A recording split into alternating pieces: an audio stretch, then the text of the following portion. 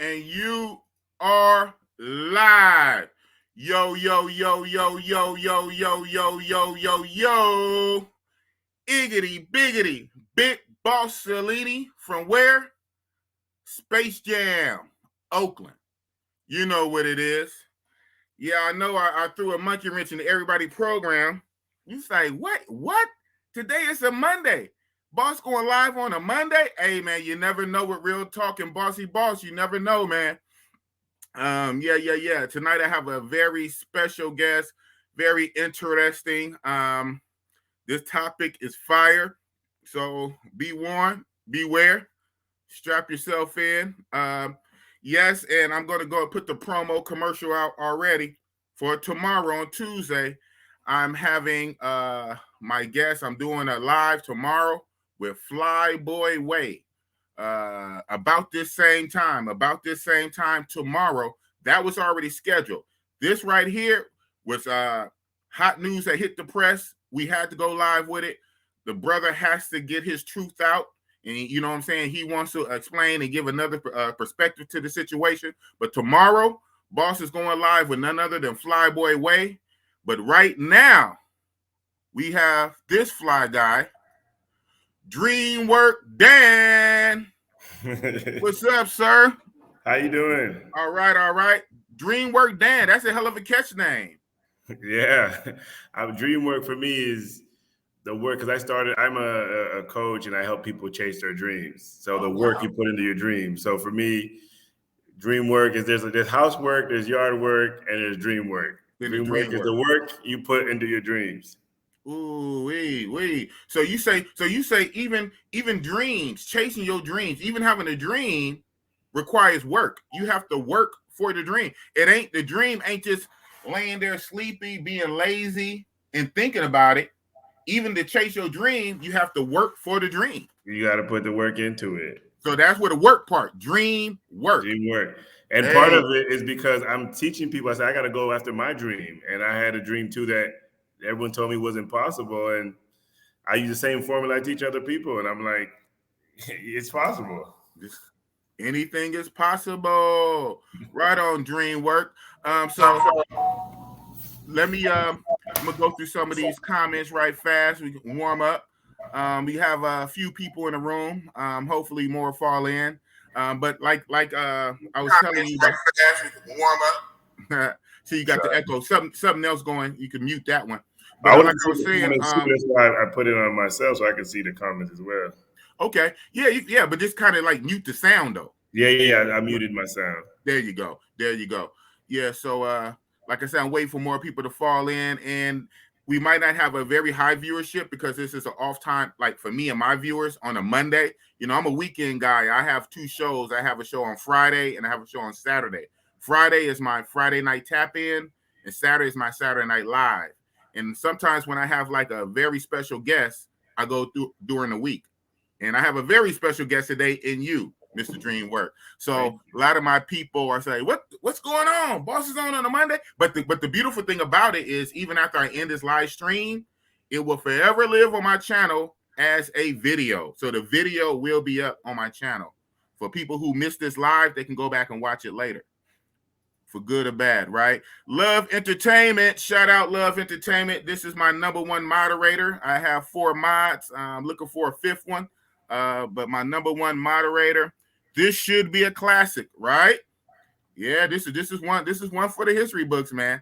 Felicia Jordan. Hello, everyone. I might have found my newest moderator. Shout out to Felicia Jordan. She's been holding it down, man. I know she's been Richie Rich Roll the Taste moderator for years, and she moderates for other people. Felicia Jordan, I might hit you on the side. You might have found our newest moderator, y'all. Jay Rich, big boss. What's up, Jay Rich? Real brother. Okay. I thought this was a dish show for a minute. Nah. Oh, because of the thumbnail? Yeah, but no, this is not a dish show, not at all. Nah, this is an empowerment. This is inspiring. And this is educational, right? This is like gonna be like a mini document. HD chilling, interesting topic, right? Hola, real brother. Global paper, man, you say the same thing. Brazil or die. So yeah, you must be in Brazil. Because when I see the BR, that's like the country in. So you in Brazil. That's what's up. I love that place. Yeah. Profe Agayu. Okay. What up, big boss? We got some Africa love going over there. What up? What up, sir? I don't want to mess your name up, Felicia Jordan. Yeah, man, you smiling, you cheesing. I think I got my next moderator. So we about caught up, and more people are going to fall in. So, like I said, we're going to get into it, and sometimes I'll go back to the chats, and then we get back into it. OG Bobby Johnson, OG Bobby Johnson. Hey, big boss and Dreamwork. Salute to you guys. Salute to you, Thank you. OG Bobby Johnson in the building. Woo! Where do we begin? So again, state your name. Where are you from, Mr. Dreamwork in the States? Where are you from? North Carolina. Shout out to North Carolina. So how long have you been traveling, Mr. North Carolina? I've been traveling all my life. I've lived in France for 5 years. I've been to Africa a couple times. Whoa. Traveled all over Europe since I was in my 20s. I used to play basketball actually, so I was like a pro in Europe. So I never made an NBA, but okay. yeah. So my cousin did that. Mm-hmm. Yeah, and so then I've lived in Arkansas, I've lived in Oklahoma, I've lived in Texas, I've lived in Colorado, I lived in Miami. I'm a guy. After 2 years of being somewhere, I always feel like I gotta go do something else. Wow. Go live somewhere else. You know, Papa was a Rolling Stone. Anywhere he laid his hat wasn't home. And when he died, man, you done moved all around. So you lived 5 years in France. You lived there for 5 years. Yeah, I lived there because I played basketball for 3 years, and then I got a knee injury. I stayed 2 extra years, and while I was living in France, I was able to visit, Africa, which is close, and different places in Europe. Yeah. Right. Wow. So you are really well traveled. That's what's I've experienced a lot of things. I speak, Spanish will be my fourth language, so I think I'm well traveled. I can get along with people great. I go to Colorado and there's like 4% black, and I make a lot of friends. And I go to Miami and I still make a lot of friends. So, you're a friendly guy. I'm a friendly guy. I'm a nice guy. Why you got a house full of women? Why you got a house full of women? Because you're a friendly guy. And I treat them very well. I treat them very well, very nicely. It's not. A lot of people think it's an ego trip, like you just need to feel power, and it's really not that at all. Right. So, wow. When did you first realize your dream of this is a dream you wanted to have? This one of your many dreams was to have this type of polyamorous lifestyle. Okay, so just to give you some background, I've been married twice in the United States to American women, and twice divorced. But when my second time, there was a time where I told my wife in the States, I was like, we should get we were watching the show Sister Wives, and the truth is, it's just a lot of work for women in the States. It's like they gotta work, they gotta cook. If you're a man that wants them to cook and clean, they gotta take care of kids. Like, it's a lot of work, and there's a lot of tension in one-on-one relationships. And so once I realized that, man, I counted all the relationships I've been in, from high school to college to overseas, all the relationships. I've been in 10 serious relationships. Now, I've been in more, like, I've had more girls than that, but 10 serious relationships where this is my girlfriend type of thing. And they all didn't work. And the 2 marriages I was in, it's just a lot of the women, especially American women, it's just too much work for them. Or like, it's a lot of work, and it's a lot of work for the guy too, to supply, to take all this stuff. It's a lot of work. So I wanted to try out a team thing, because 4 people can always do more than 1. 4 people can do more than 2. So I said, what would it be like? People thought I was crazy. People said it's not going to work. But they never could give me a good reason why.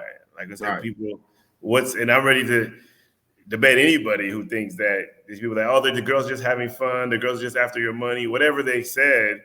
But so far, it has been the greatest experience, one of the greatest experiences of my life, is being in a team relationship where everybody is looking out for each other. Everything is just so much more easy. It's just easier to deal with, Wow. And Woo. yeah, Man, your definition of team. But you know what? Coming from a basketball player, right? You played at a very high level, just under NBA. Like I said, my cousin, shout out to my cousin. I won't say his real name, but his nickname in the family, we called him Popcorn. Tall, light-skinned brother. He almost 7 foot. He's like 6'9", 6'10", tall, light-skinned brother. He's been athletic his whole life. He's a few years older than me. And I remember when I was in high school, he was already grown, and he kept really trying out for the NBA. He couldn't get in the NBA, but he got on the European ticket, and he was always overseas playing ball. And so you being a athlete, you know about team, you know about teamwork, you know about having a starting five, you know about having them on the bench, you know about, and even in teamwork, even from the coach level, from the coach to the star player to your starting five to the guys on the bench. So you know about teamwork and how to build you bring that teamwork aspect into your relationships. Because honestly, the one thing I miss about basketball and about, what I love, even the movies that I like, like Ocean's 11 or the shows like The Queen of the South, where there's like different people coming together. I just love the concept. So even when I'm building my team, it's not, people think you're just looking for pretty girls about sex. You got to look for qualities, because nobody has every quality. Even Michael Jordan didn't have every quality. So finding people we had to have a Pippen that work together, and you have something special, something great, and something beautiful. And it's not just like, oh, this guy wants to have threesomes, he wants to have sex, he wants to have orgies. It's really not about that. You know what? Say that, because if that's what it was, and a lot of travel brothers, we get that overseas. Some get it in the States. You don't have to be married just for that. Duh, right? A lot of the travel brothers, we prove that you do not have to be married just to have threesomes. You don't have to be married. You know what I'm saying? So by the time you get married, you mentally knowing that this is going to be deeper, more serious. This is what? A lifestyle.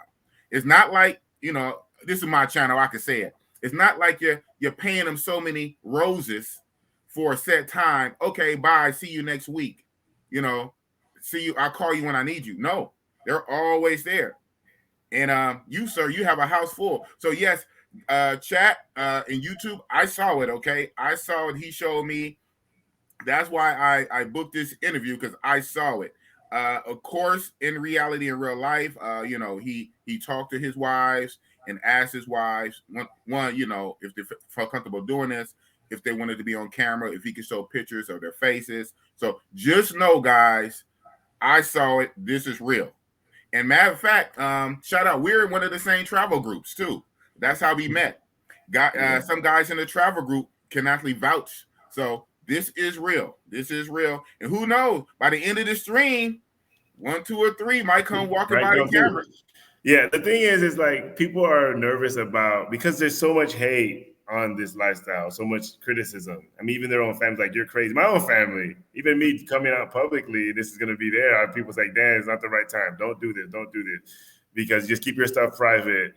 But I don't see anything wrong with it. It's like, I don't feel like I need to be in the closet for something. Like, I feel men have to keep repressing. Men have to lie. And what I'm talking about, men in relationships in the United States, either have to lie or they have to suppress their feelings. And the reality is, men want more than one woman. Saying that I'm going to be with one woman and I'm not attracted to anybody, but if you're with your wife, you can't even look at another girl without, getting in trouble.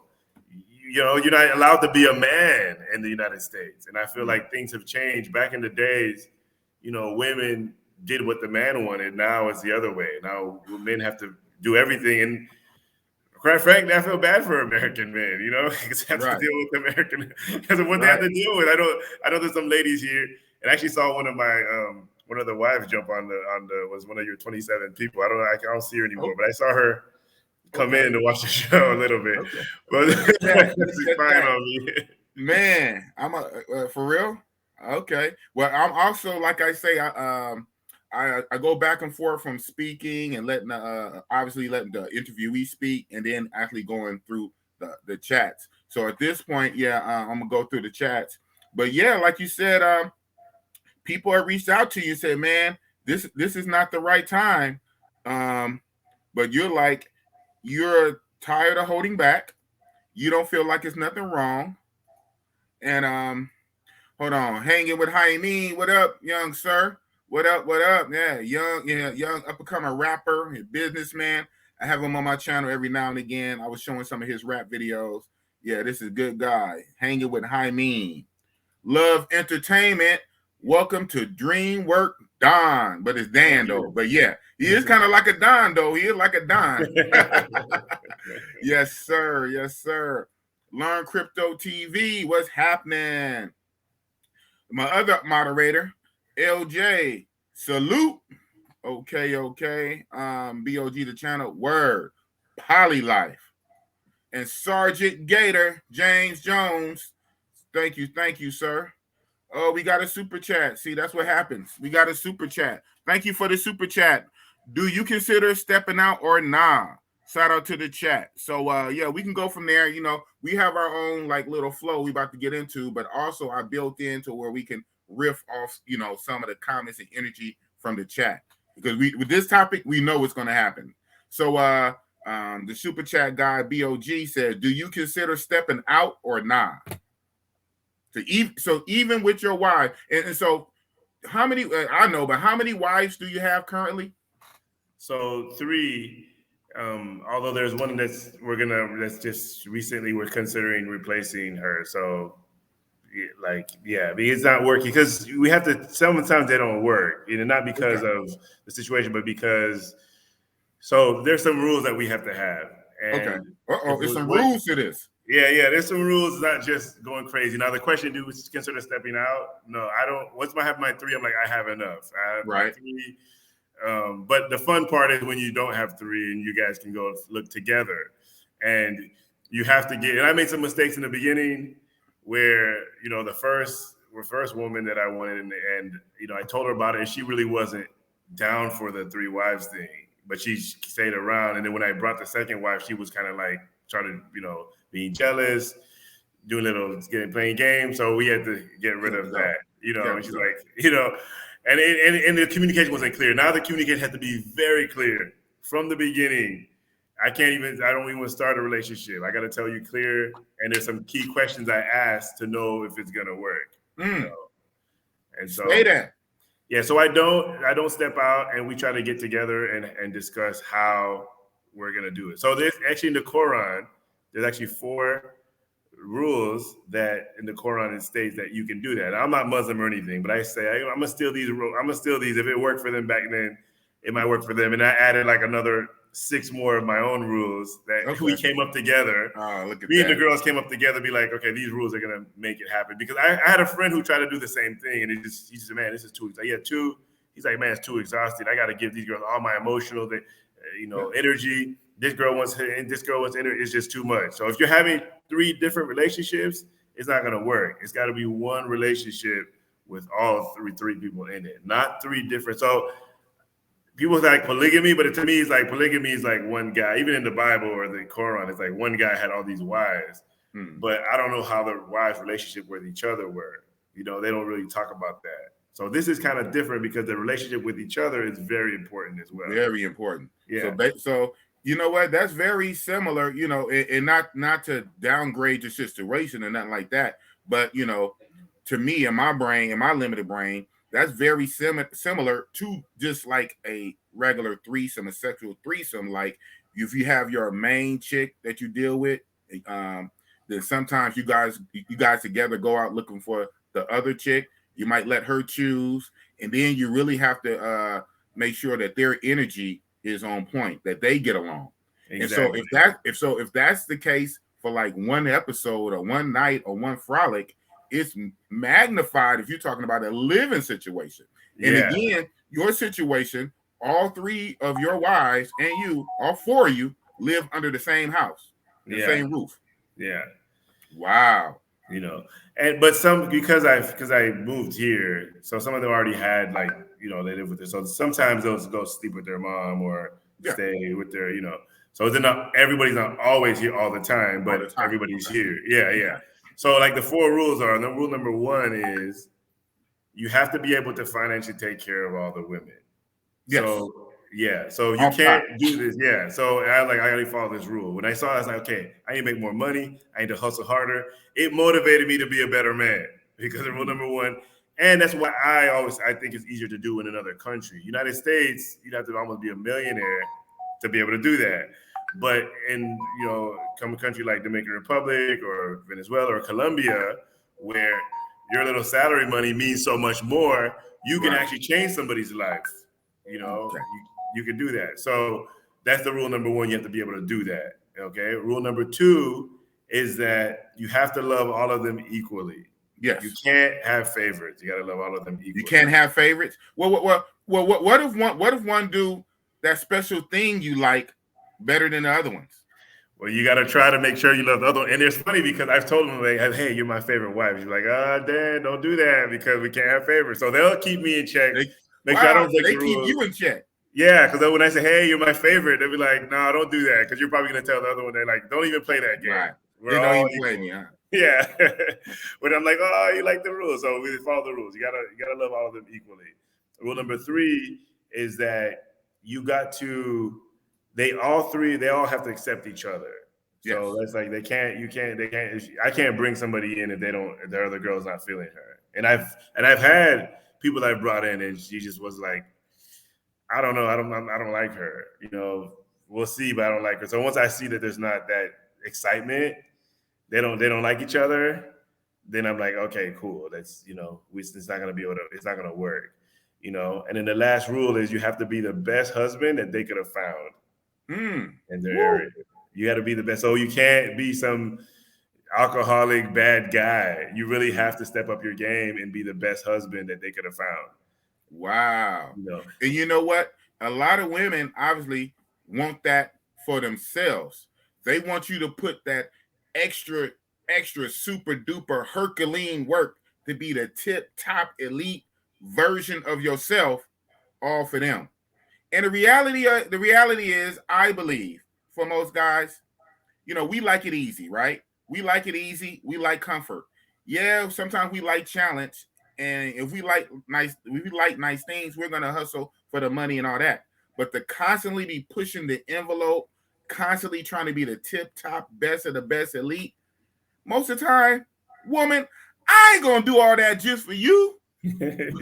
And you better almost, like what they say, accept me as I am. You almost got to accept me as I am, but obviously, as a man, that comes with higher thing. I have to be the provider. I have to be the protector. I understand all that, and then I have my own certain levels, of course. But to push myself to be the best of the best elite, just for you, woman, I ain't doing all that. But guess what? If I can get what I really want and have multiple lives, 3, 4, 5 wives for me, then that will push me to do that, to be that excellence. And I'm not going to put that excellence just for you. Yeah, what I've noticed actually is that I'm more generous. I'm more like loving. I'm a different way. Because it's like one-on-one, you're always like looking like, oh, what are you trying to get? I'm trying to get. It's almost like a who's going to get more, who's going to give more type of thing. And everyone's watching each other. Right. And he's just like, when there's a dispute with a one-on-one, you can't vote because there's only two people. It's only 50-50, right? Yeah, 50-50. So I really don't believe 50-50 works. I'm not, I'm not like an anti-feminist or whatever, but I don't think 50-50 works only if you agree. And if you already agree, then you might as well be 100-0. It's the same thing. If I already agree with you, then yeah, we're going to go down the path. But the minute that there's a disagreement, 50-50 can't happen anymore because no matter what you say to me, I'm going to know you have ulterior motive. All your excuses, all your reasoning, you trying to reason with me, like you want to go right, I want to go left. No matter what you tell me about why going right is better, I know you got an ulterior motive. No matter what I say, I got ulterior motive. And someone's gonna win, and the other person gonna feel like, oh, they didn't listen to me. But when you have a team, it's a totally different thing because you have other people's opinions, other people saying it in a different way, other people that you care about. You're not mad at this person. If I'm mad at my wife and we're discussing something, I'm not gonna listen to her at that time. But if somebody else that I'm not mad at, they can run their finger through my head and be like, baby, this is probably the best way, or look at this. She's right, baby. She's right. Yeah, she's baby. Right. And I know that it's not like alternative motive. Or they can talk to her and be like, you know what? It's not a big deal. Other people come with other solutions. There you go. Got 4 brains, 4 brains. thinking. Woo! It's almost like when you brainstorm, two Mastermind. people thinking is like, yeah, I got my thought, I got your thought, and there's like a third thought that's coming together, all of us together. So when you put 3-4 people, you get the brightest ideas. People just, it's just wonderful. Wow, you made the dream work. So let me go, and I got a super chat. Shout out to Razor Ray. He's my unofficial co-host. He say, your guess is the opposite of me. I want 0 wives. I heard that. He said he wants negative. He wants negative 4 wives. I heard that. Shout out to Razor Ray in the $5 super chat. Man, Mike S from Ohio. Big boss hitting those informative and provocative topics, right? Shout out to Jordan, man. We had Jordan on this weekend telling us about Uganda and Africa. Too bad his internet Wi-Fi was messed up because he was really about to break it down. But Jordan will be back. Shout out to Jordan in Africa. In Uganda, about to go to Rwanda, right? Hey, man, it just happens like that. That's how the universe is, man. Big boss hitting those informative and provocative topics with Dan Dreamwork. And Razor Ray, what's up? You're funny, bro. I don't want that smoke. 0 wives for you. These guys are funny. Yeah, shouting out everybody. But yeah, can I say something about the guy who doesn't want any wives? Is that, like, I don't know what, I mean, you might say it's not for everybody. You might not want you do your own thing. Me, I don't like cooking. It just, like, to me, it just takes too much time to cook and then eat. I'd rather just focus on what I'm doing. And then I don't like doing certain housework because I feel like it's almost a waste of time and money. If you work per hour, like if you work on your own, and let's say you make $25 an hour in your own job, why would you waste your time spending an hour washing dishes or cooking when you could pay somebody $10 to do it? You're literally losing money. It's actually an irresponsible financial decision to be washing your own dishes. If you can, and at the same time, you're stopping your work. You pay somebody else $10, and make that money. Make that money. Come on, businessman. Yeah, I can tell you're a businessman. So you have your own business. So your business is a consultant. You're a life coach. You're a life coach. You're a consultant. Yeah. I help people sign up. I have a program. I run it mostly on WhatsApp. I have a whole bunch of different classes. I call it like 21-day challenges that help them in different areas. Pursuing your dream. I have them on, sales. I have them on marketing. I have them on working out. All the different challenges that I just create. My talent is I can get something and break it down to 21 steps and make you do a little step every day for 21 days. 21 days. Actually, I should have brought some of my books here. I'm actually a 4-time author as well. What? Get out of here. I didn't even know that. You're a 4-time author? You have 4 books? I have 4 books. Yeah, they're in another room, but you want to go grab them right quick? Yeah, let me go grab them real quick. Yes, sir. And I'm gonna go through these chats. Yes, sir. Yeah, man. When I heard this man's story, Bossy Boss, I said, man, I got to get you on my channel. We got to break this down. I said, I can't be the only one tripping on this. This man, and mind you, I saw the pictures of his wives. I saw the pictures of his wives, him interacting, all of them together. Even like a video. He had a video clip. One of his wives on one side rubbing his ear, the other wife rubbing his head. The other wife was like in the background, like cooking or something. I saw it. Okay, I saw it. So this is no cap at all. No cap. You could tell from the brother, man. The brother, a very well spoken, professional type brother, living overseas, big house, whatever. So he's paid up, former athlete. And so, yeah, you could tell the brother is not selling snake oil. Here we go. Boom. The Arthur Dreamwork Dan. Yeah, so I take this opportunity to show how I got here. So I wrote this book, which is part of my business. It's CORE, which is a formula that I use, CORE, which means any goal that you want to chase, you use communication, organization, responsibility.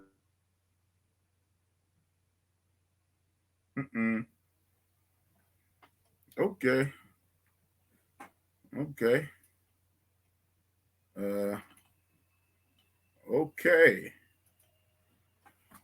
What happened? Dreamwork Dan, if you still there, Click the link again. You froze out. You're not even coming up when you froze, bro. Right when you're telling us about the core, communication, organization. You didn't get to the R, man. What's that? So, ay. Shouldn't have spoke on it. The ghost of Jordan's Wi-Fi, Africa Wi-Fi. Oh, he dropped out. Hit it again, bro. Hit it again. Yeah, so obviously he's not in America, right? Obviously he is not in the States. He's not in America. That does not fly here in the States, unfortunately. He's overseas. I know what countries he's in. I was going to let him say it. We didn't quite even get to the country that he's in. You probably could tell from the thumbnail. And again, with these overseas Wi-Fi's. So, bro, come on, man. We're 30 minutes in. We're 30 minutes in. I have 30 people in the chat. Hit the link. Matter of fact, where my phone? Hold on one sec. You guys gonna hear and see the bossy boss. Yeah, Wi-Fi. There we go. He's back. He's back. He's back in the back room. Boom. Sorry about that. The internet looked like because it's raining. It's raining. Okay, and real briefly, tell the people, what country are you in currently? I'm in the Dominican Republic right now. Dominican Republic. You're in the DR. Yeah, so like a month or so ago, I had a brother on my channel, the young brother from Oakland who lives in the DR now, and he's in Puerto Plata. And the night when we was doing our interview, his it kept going in and out because he said it was raining. Yeah, but I say I came to the DR to do DR Dominican Republic to do a seminar. Another coach invited me to come help her do this seminar for a week, and then I just ended up staying. It was like I fell in love with the country, the people, and the women just treat you so much better that. Like, it was really I just kept on extending my trip. I ended up staying for 6 months. Whoa. And that's when I said, like on the third month, I was like, I can pull this off. Even the Dominican guys were like, you're crazy. Latinas are very jealous. You're not going to be able to make it happen. Whoa. Hold up. So you said even the Dominican guys was counting you out. They say, yeah, they said this is a crazy you're not dream. from here, my friend, Hermano. You're not from here.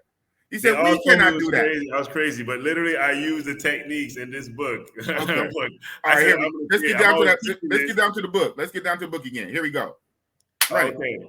So Core is the book that I created, CORE, and it's really how to chase your dreams. Any dream you have, you can use this formula. Using communication is a way to communicate, organization, organize the plan, being responsible, do what you say you're going to do. And excellence is trying to be the best you can be at these things and keep trying to improve them. And so in 21 days, and with this plan, you can chase your dreams, or you can reach it, or depending on your goals, you can just go after your goals. And so you guys can pick it up on Amazon or on my website.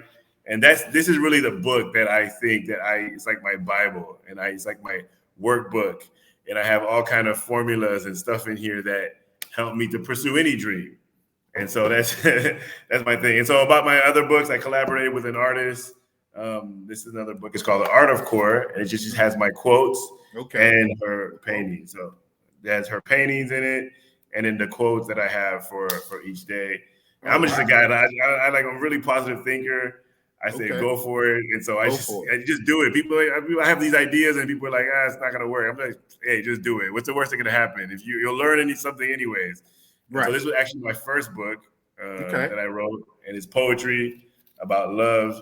And I got pictures of my friends, and I said, hey, can I use your picture and write a book? And if I have a picture inspired the poem, and I'd write the poem, and I'd publish the book. And, man, so that's how you got all them wives, huh?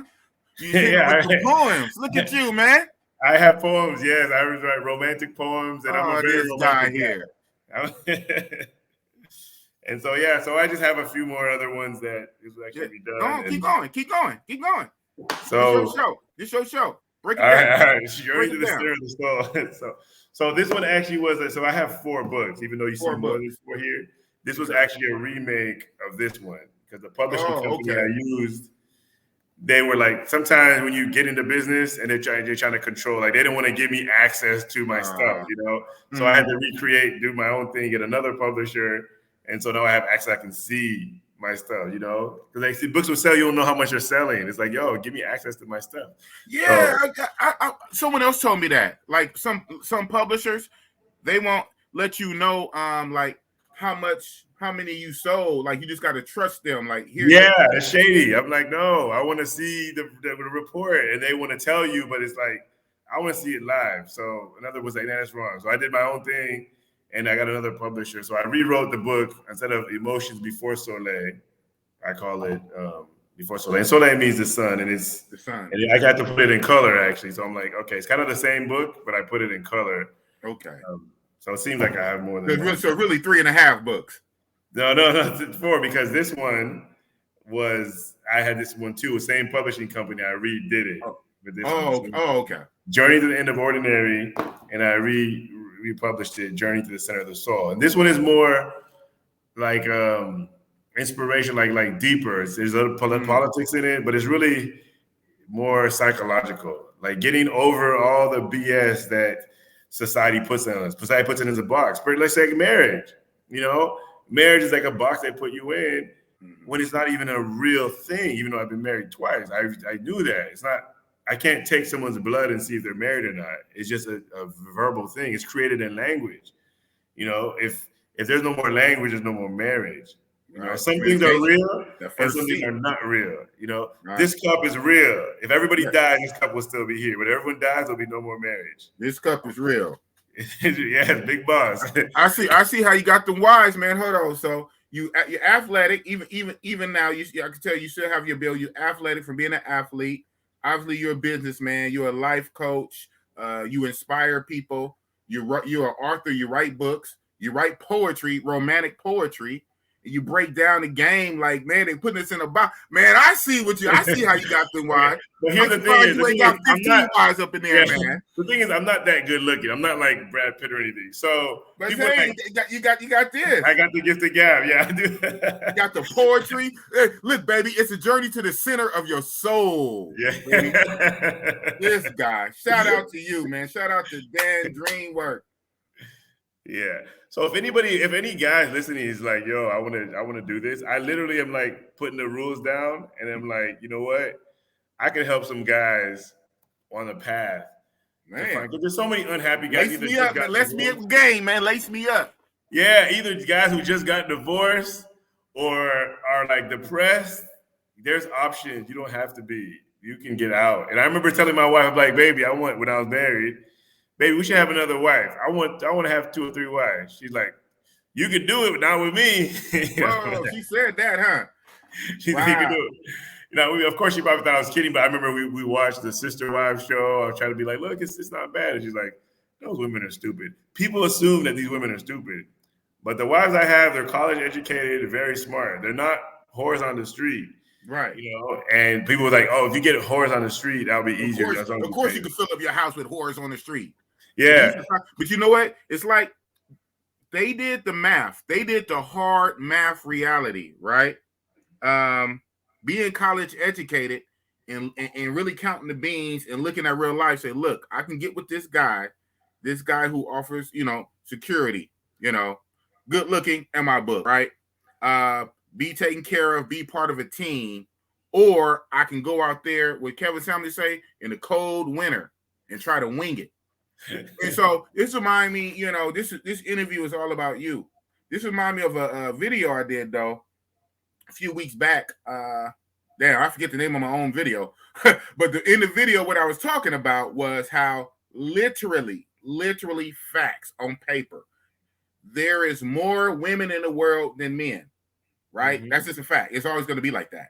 It's more women than men. Every woman will not get a man because there's already more women than men. Then you have to factor in certain factors. Men who go to jail get incarcerated. Men who get deployed overseas and fight in wars. You have to factor in nowadays our alternative lifestyle. Some men are not interested in women. And the same thing on the women's side. Some women are not interested in men, but there's already more women than men. So it's like when we was kids, the game we used to play musical chairs. You play that? And we, the chairs are in a circle and you're walking outside of the circle. And then once the music stopped, everybody got to find a chair. But the part of the game was there's always less chairs than people. It's built into the game physically. Numerically, there's less chairs. Everyone will not get a chair. So when the music stops, people trying to find a chair. The thing is, there is literally more women than men. Every woman cannot get a man to herself already. So it seems like some of these women were smart and said, you know what? I'm going to hammer out a deal. I'm going to do what works for me. Matter of fact, I'm not going to buy a dog and die alone. When I die, it's gonna be me and my 3 sister wives. Just shout out to you, man. Yeah. Just shout out to your wives. Thank Big you. Cross Real Talk. Shout out to Dan Dreamwork's wives. Shout out to you guys. You guys figured it out. Yeah, and the thing is, like one of them said, you know what? Every girl wishes to have that fantasy one guy and thing, but you have to see, like, you have to almost be in a relationship for someone for 5 years and realize how much guys cheat and lie. Like, it's just a fantasy. That instead of that, let's just have this thing where it's okay. Basically, like, we know he's gonna cheat, we know he's gonna be a dog, and so at least let's have it structured in a way where everybody can be happy. Everybody can be happy. Yeah, that's very deep, because you say, like, even in your classic one-on-one marriage, right? Okay, the lady, woman, female wife, is your husband really all yours? Yeah, you might be the only wife on paper, but does he have a woman down the street? You know how the old folks used to do it back in the day. You know, they have a whole family in a whole nother town. Yeah. You know what I'm saying? So let's be real about it. So we can live in this fantasy delusion, or we can be in reality. And I'm a harp on the fact that the numbers numerically, every woman would not get a man. Out of the 7 billion people, most of those are women. There's more women than men available on the earth. So every woman would not get a man. So at least your 3 wives, they all got a husband in you. So yeah. I know you said that you and the other wives are considering replacing one of your wives, swapping out one of your wives, and you'll be back at a solid 3. Are you thinking about at any other time increasing it more to 3, or is 3 your sweet spot for the time being? 3. I think 4 is too much, and I think 2 is too little. People like, I just want 2. 2 is too little. It's just the reason why 2 is too little. And I've experienced it, when there's a dispute, between me or 2, somebody has to go and consult the other person. People like, don't talk. And now that third person is going to talk to somebody. That one person's going to feel left out. And even in a situation where I was like, yo, go talk to her. If she goes talk to her for long enough, I'm still going to feel like I'm by myself. I'm feeling left out. So having 2 doesn't work well with disputes, or with like some people not liking each other, or just having a bad time. It's better where if me and one of the persons has a problem, or 2 of the ladies are like, they have a disagreement, so I can be with one, the other one can be the other one, and they could just let them talk, because people just want to talk. When people are upset, they just want to talk and let out what they have. But when 2 people are together, both it's only one-on-one, you're talking, the other person's not listening, you don't feel heard. Now each person can feel heard. And then when I finish hearing it, then I can switch off and go to the other person that was mad and be like, and then hear them, I was like, yeah, this is what they're saying, But people just want to feel heard. And the other person that's not in the middle of the fight doesn't have a reason to defend or argue. They can just listen. So I've had situations where it was 2, and that one was just really, it didn't work, because now you're just sleeping in separate rooms. Not like they're mad. Okay, where am I going to sleep? I'm like in the middle. And the room I don't sleep in, the other one's like, you know what? I'm leaving, or I'm mad, or like they're going to see like you are with them. Don't talk, now they're mad at you too, and I'm like, hey, I'm in the middle. So it doesn't work well. Mm-hmm. It works better when there's 3, because even if somebody is like left, somebody else can go with them and say, I'm with you. And I can't leave and leave the other person by themselves. No, exactly. So 2 wives is not enough. 3 is I don't know if 4 is better, but I think 4 is too many, because now you have it's just too much people to think about, or too much stuff. 3 wives is perfect. 3 wives is perfect. We got a question from the chat. What is the nationality of his wife? Well, he's in the DR. He's in Dominican Republic. But I have one that's a Venezuelan. Oh. Okay, yeah, who lives there. And, she's anyway. I can't have favorites, but I love Venezuelans. I love Venezuelans. Wherever I find them, I love Venezuelans.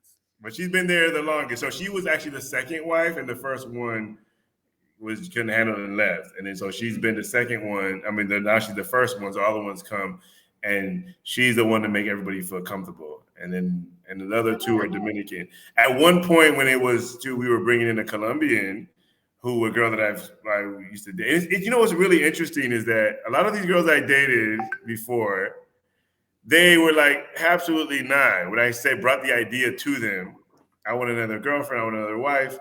Absolutely not, absolutely not. They're like, that's crazy. But when I became sure of what I wanted, when I used core, like I said, communication, when I communicated properly, and they saw that this is what, then they're like, okay. Then you ask them questions like, what have you done? Like, have you ever had a threesome before? Before I was no. Now I was like, well, yeah.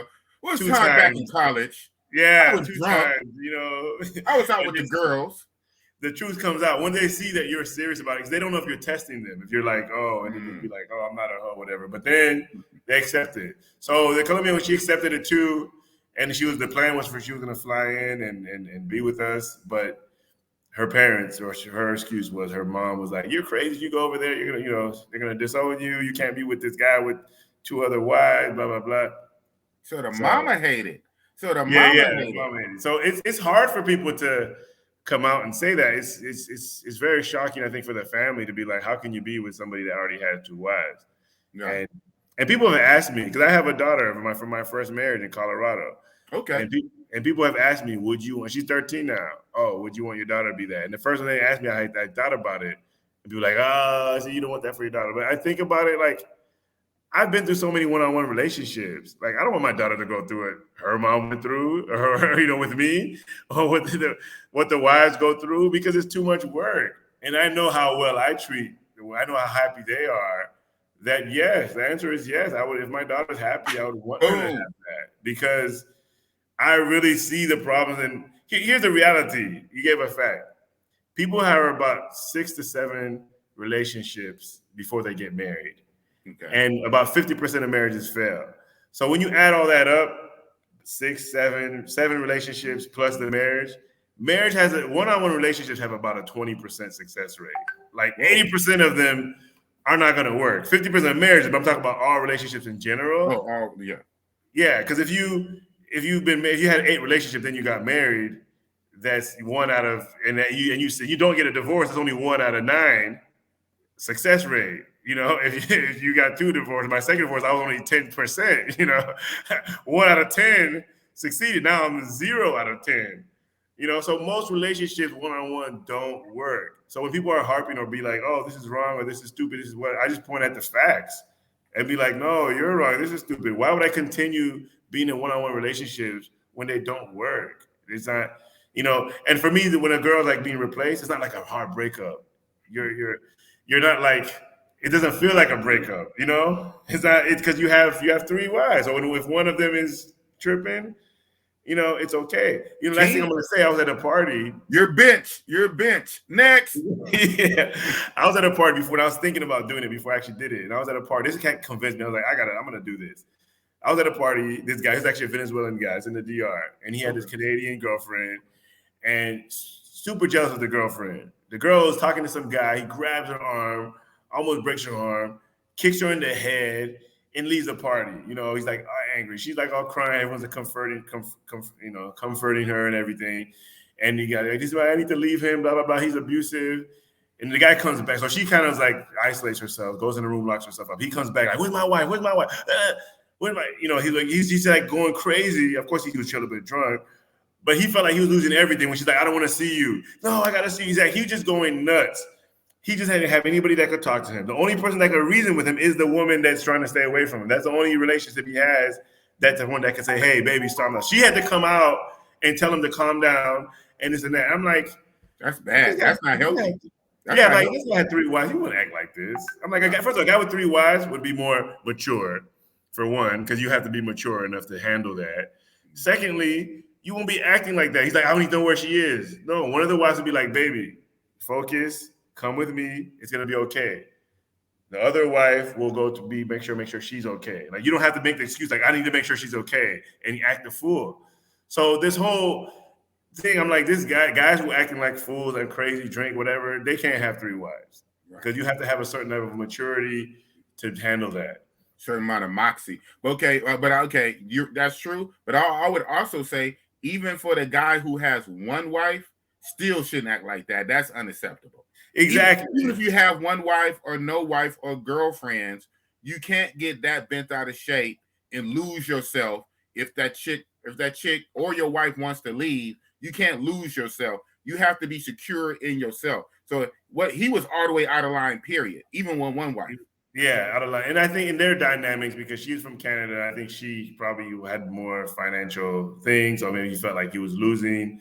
Yeah, you know, where am I going to sleep? Where am I going to stay? Oh my God! And they end up staying together. And they end up staying together. Yeah. But at that point, she proved she's the alpha, he's the beta. But as you were talking, I have comments coming in. I want to get to them because some of them are questions. And of course, I have a super chat. So I'm eyeballing the super chat, but I didn't want to break your train of thought. So I have go ahead. I give preference to the super chat first. Wink, wink, chat. So $5 super chat, hanging with Jaime. Congrats on the subs, boss. Yeah, because I recently, Dan, I recently hit 1,000 subscribers like a weekend or two ago. Congratulations. Question. Have you ever displayed, this is to you, have you ever displayed this lifestyle in front of your family, like Thanksgiving dinner or something? So have you ever displayed this to your family, Dan? No, I haven't yet, and I've told my sister, my cousins, the ones that are close to me, but I have not yet displayed it and think which they probably wouldn't accept it. My parents, I come from a religious family, very religious. North Carolina. Yeah, very religious people, and my parents actually, when I went to even for Christmas, I went back to the States, and my parents really wouldn't accept me in the house because of my divorce. They're like, they trying to get me to go back with my ex. And I'm like, because I was married twice. The first time my first wife left me, cheated on me, left me. I was crushed. Oh, wow. This second time, she cheated on you and left you. She cheated and left you. She cheated on me. The worst thing about catching your wife cheating on you is when you catch her, you're like, okay, well, I just want to leave now. I was like, what? Like, if you didn't catch her, it would have continued staying in the relationship. That's the messed up part. So I went through that whole problem. I'm like, I'm not going through heartache anymore. Second wife, there was no thing, but I saw that they was headed down that way. Like, just the dynamics of being in a sexless marriage or difficult, when you first get together, you have sex whenever you want to. You get engaged, you got to ask for it. You get married, you got to beg. After a while, you just quit begging. I'm like, I feel sorry for American men. And when I talk to all my guy friends, they're going through the same thing. They're like, I do months without having sex, but marriage is hard. You got to stick to it. I'm like, but who wants to do that? So to answer the question, I haven't done that yet. The plan is, the plan is to get that. And the girls, some of them are not. They need to get comfortable enough to be like, okay. And more time has to pass so they know this is real. They don't want to put themselves out there and then it's like, oh, I go back to the States and they're left with nothing. I think that's the fear of the wives is like, what's going to happen. And so I'm working on them getting their papers so we could travel together, so we can do our stuff together. And that's my dream is having us travel. We work together. They help me in my business. And that's one of the keys too, is that they have to help you in your business. I don't need my wives working at other jobs. I heard that. Contribute to me. What is your wife's main job? So each of them have different tasks, but one of the stuff they do is because I do some of my customers, because I help a lot of people with businesses start their businesses. And a lot of times they need Facebook marketing and YouTube comments and marketing. So we'll get somebody's Facebook and build their fans, get more people, just Facebook and Instagram marketing. And so I've trained them to do that. Even if they're limited English or one of them speak English, you can still give them the words, say cut and paste here, do this, to here, and you plan the whole thing, post this, post that, and then set appointments. They send appointments to people, so I can coach. Just the message already there. It looks like I'm sending it, or the customer sending it, and then they set appointments. So you can literally train people to do a lot of stuff, Right. So yeah. Okay, so I got a question. I got a question from the chat. HD chillin'. He said, "How he know the chicks are loyal to him. So just like in a one-on-one relationship, you don't know that. But Don't know what that. I think that is more chance of it is because the chicks or the wives, these are chicks, are also in Hey, relationship. we travel bros, man. We travel bros. Yeah. Forgive us. The thing is I created that match where they're in relationship with each other too. So I'm in a relationship with 3 people in a team. They're in a relationship with the team too. So when 2 of them are out together, you know, they would be cheating on the team, on each other. So there's almost more security because there's more eyes or more people there. It's like I'm at a party. I see what you did there. Yeah, I'm at a party. Got built-in snitches.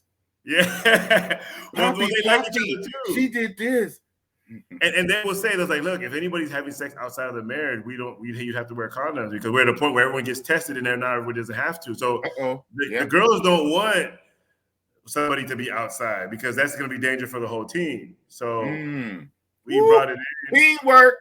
So now everybody's watching. Like I'm at a party and it's like I don't have to be afraid of leaving my wife because I leave her. She still has another relationship there that's with her. It's not like, you know, so she just less chance of them being all the way alone. I don't like to be alone. I like when I'm going somewhere, I go with one of them. If, you know, I'm going to a meeting, she comes, she's like my assistant. They have their little book. They're like taking notes. Hey, you know, I don't, you know, daddy. Yeah. And it's funny because it doesn't, people think, I remember these guys, these American guys are like, man, you must be rich. And you really don't have to be rich. You know, you really don't have to be rich. You just have to be smart and treat them well and had that communication. Present communication. Do that poetry and be in their mind and say, this is a journey to your soul, girl. Shout out and organizing. Communication, organization, everybody has to have a responsibility. That's the key too. Like everybody has to work in there. Because if somebody's just not doing any work, it doesn't work. I have to create a job. You have to create more work. You got to create a job so everybody feels like they're contributing to the team. Exactly. So in a group chat and to me on the side, you were saying that one of the reasons why one of your wives may soon be replaced is because one of your wives is kind of slacking on her work or duties or chores, responsibilities, and kind of thinking that the bedroom work is the only work and don't have to do like no actual chore work. Yeah, so because I said they have to work in the business. So I suggest if somebody's like, do you want to do this? To be an entrepreneur too. Start your own little business so that you can give them work as well. So you give them built-in employees, y'all. Yeah. That it helps. Paying with D. Nah. Because even when they're mad at you, they still have we still have stuff to be doing. We have stuff, you have a reason to talk every day about stuff. Right. So yeah, there was one of them that's kind of more like letting everyone else do and just being lazy in a way. And I mean, I don't want to talk bad about her because she's probably, listening. Watching. Watching. Right. She's on. Yeah, she might be watching, and she's still on the team. I still love her. Still on the team. Hey, wake up call. It's a coach talk, But everybody has to. You can't just be. Everybody have a job. Everybody has a job, and you got to work. And got to work. I work. Everybody got to work. You got to help me with my work. Everybody got to pull their weight. That's what makes it better. Because if not, then it's just not going to work. It's not going to work. Yeah. It's not going to work. Right on. Some of these comments, Mr. T, I guess they're talking to each other. The brother being interviewed, I'm assuming your wife's a Venezuelan. He said one is Venezuelan. No, not me. So we got a question, Terry P. Are these marriages on paper? Are they legal? Okay, so in Dominican Republic, just like in the United States, you can only legally be married to one person at a time. But because I'm having ceremonies, but you can still do a ceremony even if it's not signed up with the government to do it. So all of them are not legal, but I'm probably gonna for sure I'm probably gonna end up doing all of them legally, but you just have to do it one at a time. Definitely the Venezuelan is definitely gonna be first. We love Venezuela over here. We love Venezuela. You say she was your wife number 2 when you started this lifestyle, but then that wife number 1 couldn't take it and she left, and so then Venezuelan wife number 2 number 1. She moved up in the rank. Yeah. Then you got two more. You got two more after her. And we had a situation, because the fun part too is like because sometimes when somebody comes in, you're dating them for a week or two before they get engulfed in this whole new lifestyle where I'm like, look, you don't have to worry about paying rent no more. You don't have to worry about this and that. You don't have to worry about no food. I got it. We got it. So they're like blown. And so the first wife always makes them feel comfortable. And so one of the ones was like so in love with her. Like she loved her more than she loved me. Whoa. Okay. I was like, yeah, she loved her more than she loved me, which I didn't mind. I told her, I was like, hey, but she got jealous so we were all out. So it was three of us, right? And we're looking for a third one. So we're like, okay, we're looking for the third one right now. That's always the fun part because we go out. I get to see a girl, be like, ooh, look at her, I can drive down the street, like, ooh, look at that girl, and they're all like, you don't get smacked in your head. No, Keep your eyes on the road. Keep your eyes front. What you looking at? Because they have a rule. They say we don't want no ugly girls. We don't want no ugly girls. We don't want no fat girls. Man, it's gonna look bad on the family. Yeah, they want pretty girls. So hey, say that. Man, run these super chats up, man. I don't know no other YouTube channel that got talking about this, man. Run the super chats up, man. I at least want to see some $5 for my man, Dreamwork Dan. Telling y'all game, man. Run the super chats up, man. Boss monetize. Go on, sir. I had to do my quick commercial. No, so the thing is, when we're like two, or whenever, if I went to Mexico, I went on a trip. And I was like, hey, if you find somebody, try to find somebody, bring her down and stuff. So when I meet somebody right away, I like take a picture, whatever. I send it to the other two and be like, hi, do you guys like her? Or like, what do you think about her? And okay, she's cute. Or like, I don't like her. I don't even pursue because I can't bring them back to the team. Ooh. The girls have to accept her. Man, so I have to find pretty girls and I try to connect them quickly. I'll be like, I saw a pretty girl. I'll be like, oh, you know what? My girl would really like you a lot. And he's like, what? Okay. You mean she like me? Yeah, she like you. And then they start thinking like, and then I try to connect them quickly. And then they start getting like, oh, okay, I started to see what this is, because you don't just come out there. Hey, baby. Girls, this is ism, baby. You got to accept it, baby. You know what I'm saying? But they help me. So the wives help me get other girls because they were looking for the team. So what had happened is, so when I'm getting another girl, the other wives are approving because they know I'm bringing them for them. Mm-hmm. So one of the wives was the first one was talking to another girl because she's like, oh, she wanted a white girl. She's like, hey, I want to cheat with this white girl. And I'm like, okay, whatever. I'm not too much into them, but she wanted a nice, cute little blondie. I'm like, all right, have your blondie. I'll probably give too much information, but y'all don't know her. So there was a blondie at the club. She started hollering at the blondie. She started dancing with her, having fun and everything. It was great. And the second one got all jealous because I'm like, no, she's bringing her for the team. Just calm down. It's for us, baby. It's for us. Yes, it's for us. She's like, nah. It's for them, And so she couldn't handle your soul, baby.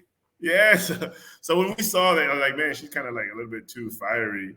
So we were like, she might not be the best fit. But she had talent. She spoke English perfectly. I mean, almost perfectly. She was an entrepreneur, had her own business. Like her qualities were just good and looked good too, except that whole like jealousy thing.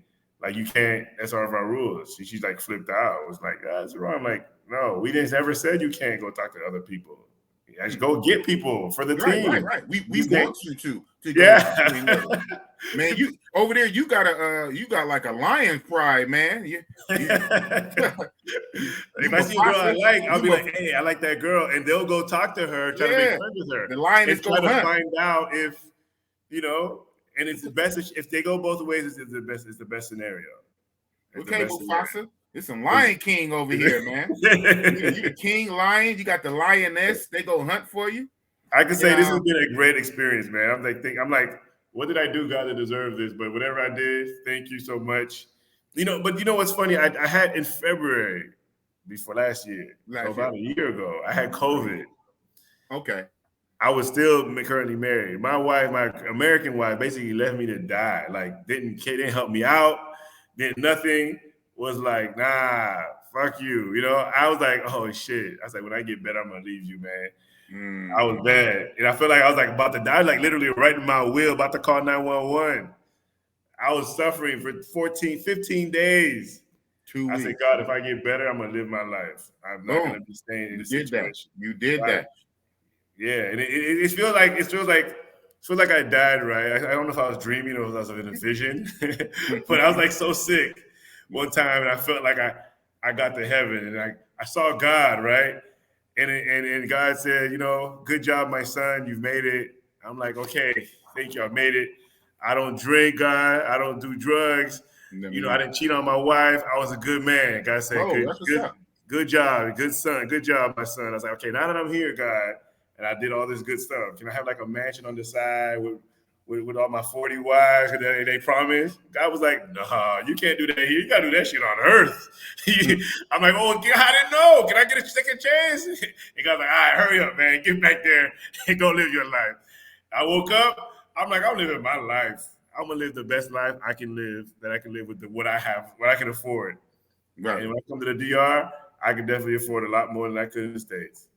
I heard that. That's very interesting. So is that like, were you like just being very creative in metaphors, or did you actually have like some kind of similar dream, like you just said? No, I had like a dream, but I was sick. When you're sick, you have all these weird. Exactly. So, but okay. So I'm just saying. So you did, for whatever reason, you did have that kind of dream experience, something similar to what you just said.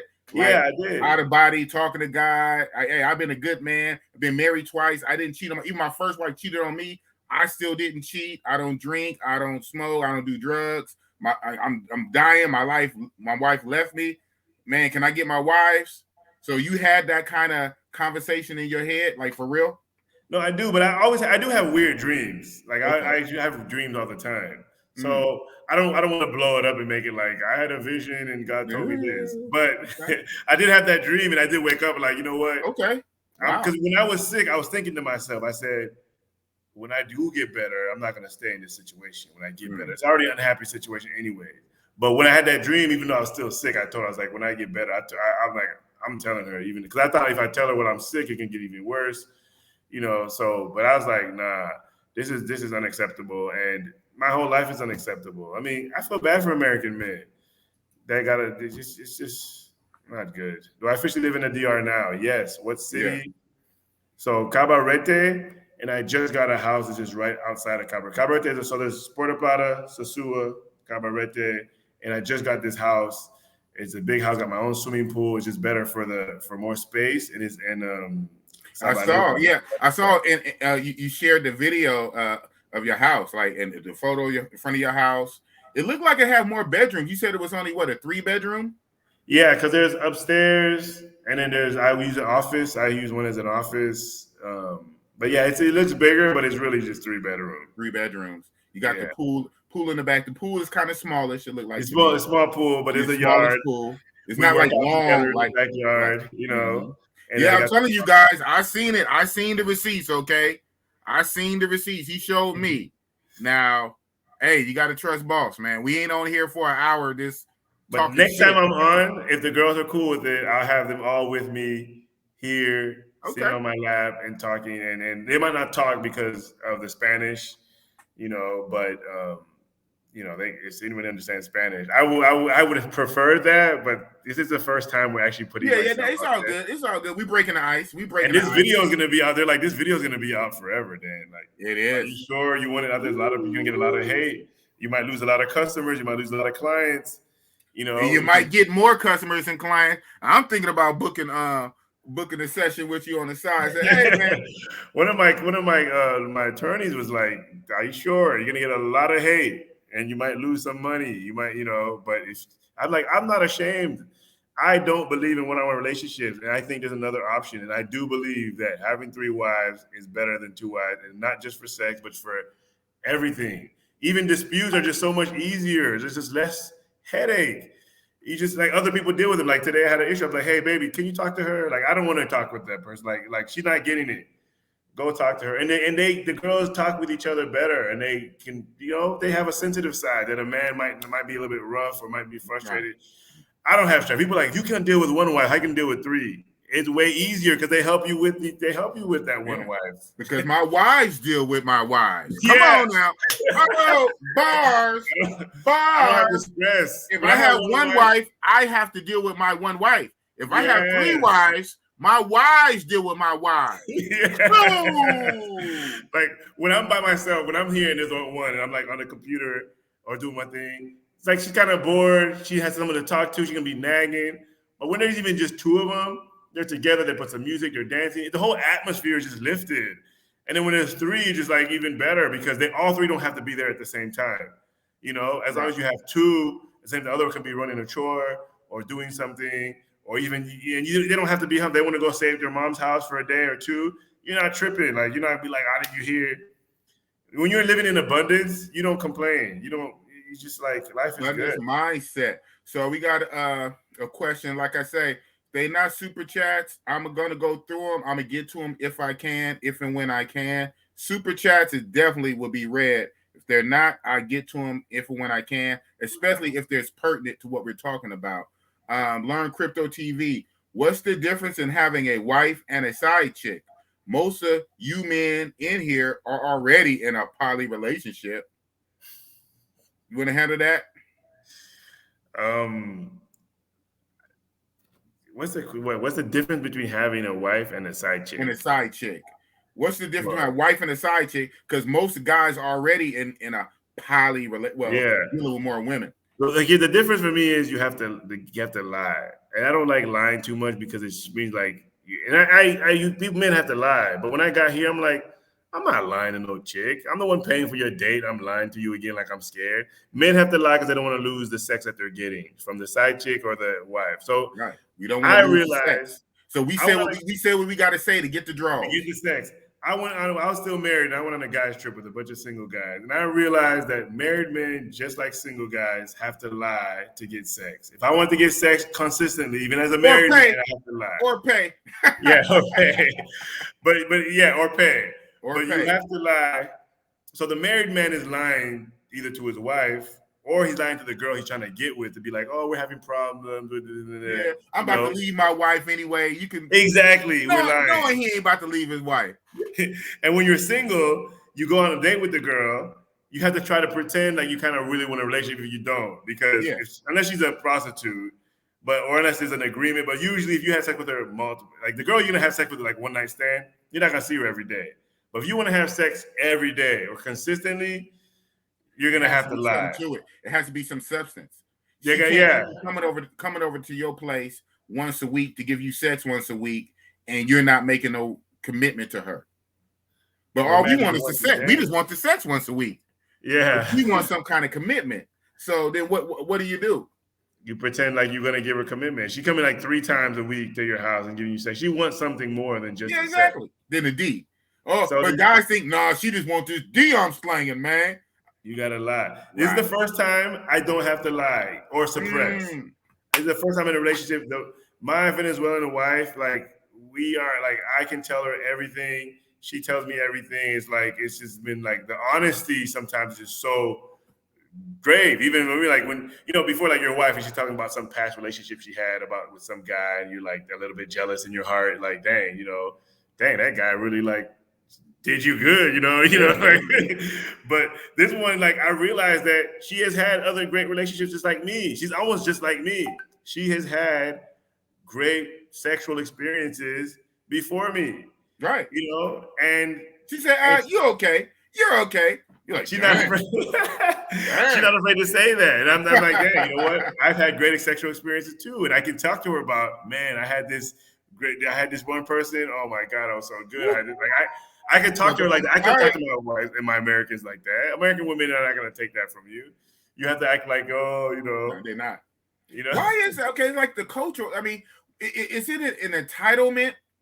Because, first world, American, you feel entitled, So I feel I don't have to take that. I feel this and that. What is all that? I mean, because back in the day, obviously American, back in the day, you had couples that wives were in order. Why American wives were submissive. So just because it's America, just because it's first world Western, why is it nowadays modern Western American women, a lot of them, not all, a lot of them feel so entitled to where they don't have to submit and serve their man?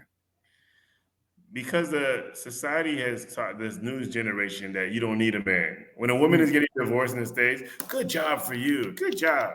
They applaud them. You don't need a man. You don't need, like, it's a good thing. Whereas the man divorcing his wife is like he's a bad guy. Right. So I think the society, the more, and it's sad, I mean, because I'm not for women not being developed, but the more educated and developed and opportunities women have, the more divorces they get because they don't have to put up with the men. They don't have to put up with stuff. They can do whatever they want.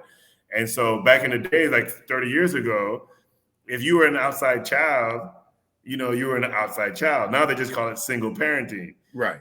Because, it's no big deal. It's like, okay, I'm single parenting. It's okay. But it was shameful, 40 years ago, that you don't have a father and a mother, that you're an outside child, or your dad had you with another woman, But now it's changed. So now women are empowered, which is good.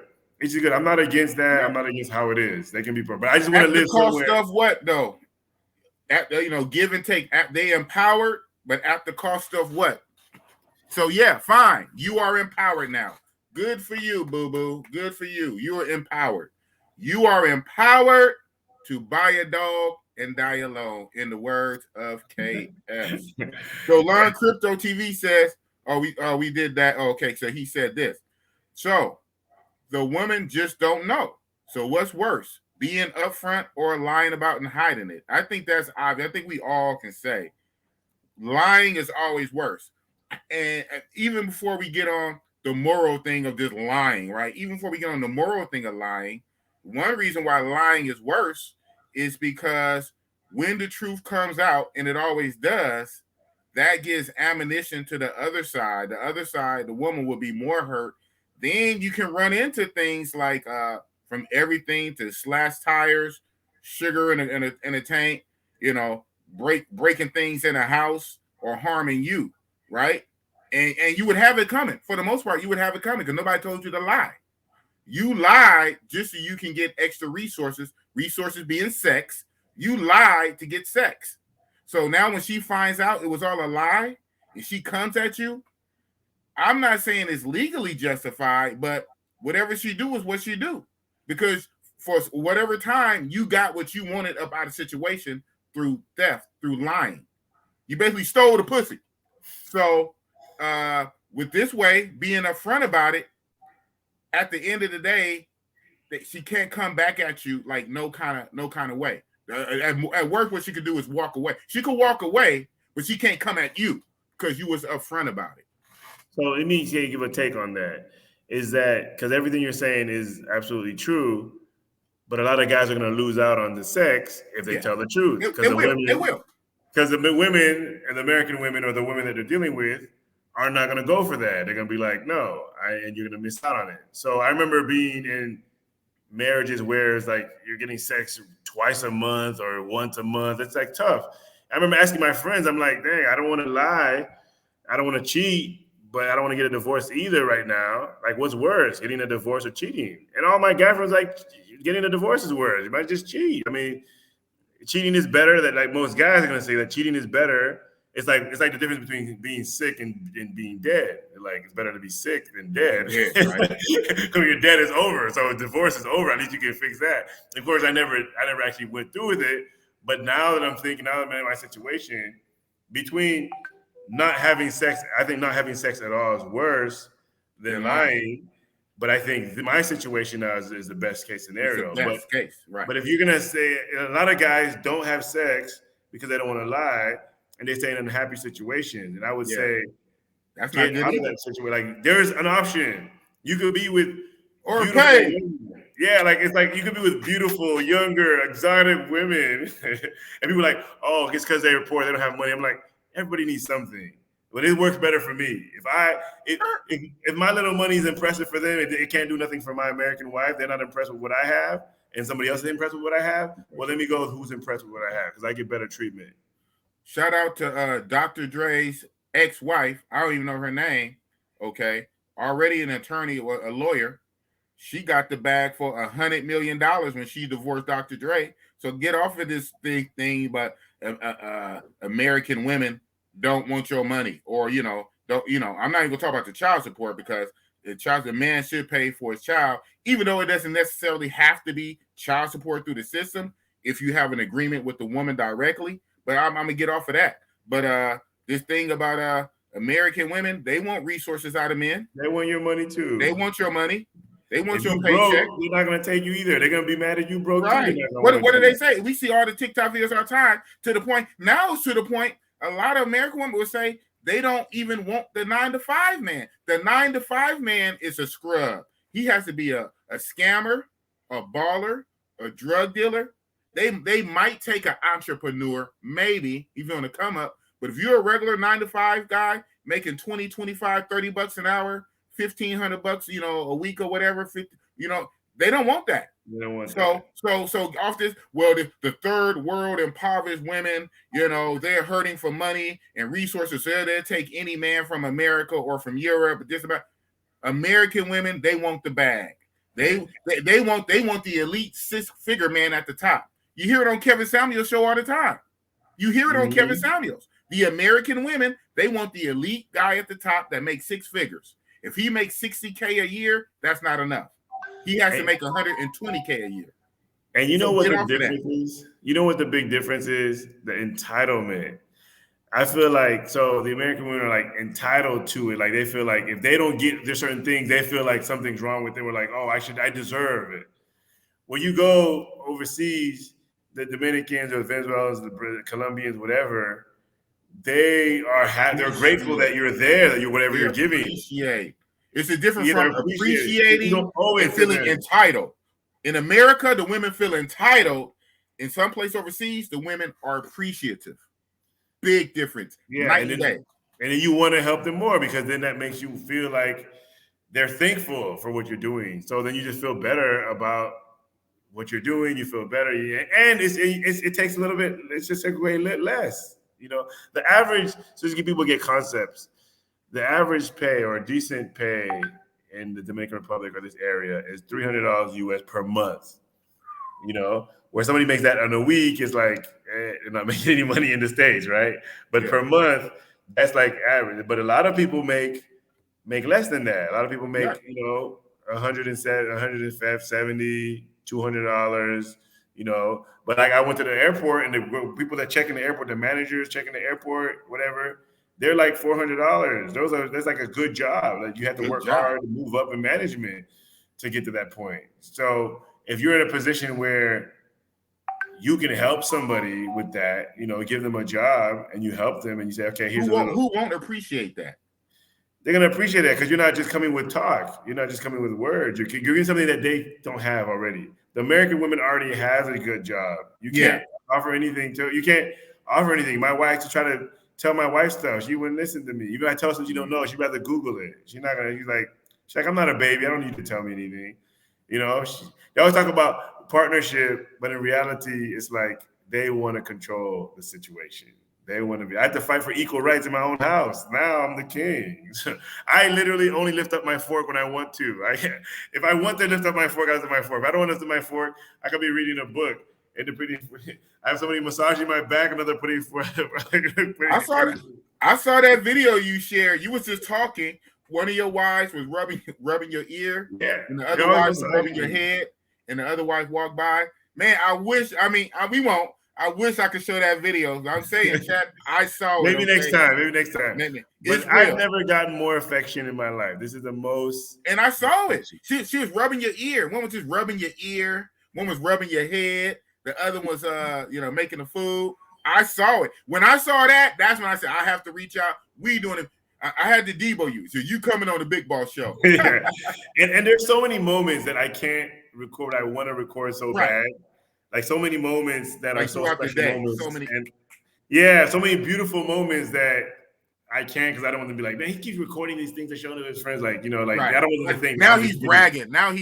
Yeah. Right. But there's just so many special moments that we can have, intimate moments. I'm like, man, this is so great. I wish I could just have this, even just for me, because I've never experienced this level of goodness, and authenticity. Like we can literally be authentic with each other, and I can just be straight. I thought this is the most realest relationship I've ever been in. I just leave it at that. So the most realest relationship is with 3 wives more than the one-on-one wife, the 2 one-on-one average Yeah. regular marriages in the States. This one with 3 is more real. Yeah. And like I had 5 years my first marriage, 7 years my second one. So I've 12 given years. marriage 12 years in the United States. In the span of like 2 months, I'm like saying things. I'm giving things. There's no secrets and more. But you know what? It's like, I don't know. I think American women can do a better job at making their men feel better. They You know, can. a lot of guys are They going there. can. But will they? Will they? They can. Like you should be ashamed. If you're an American woman, you should be ashamed that an American guy could come here and a prostitute can treat him better in 2 days than you did in your whole marriage. That's like,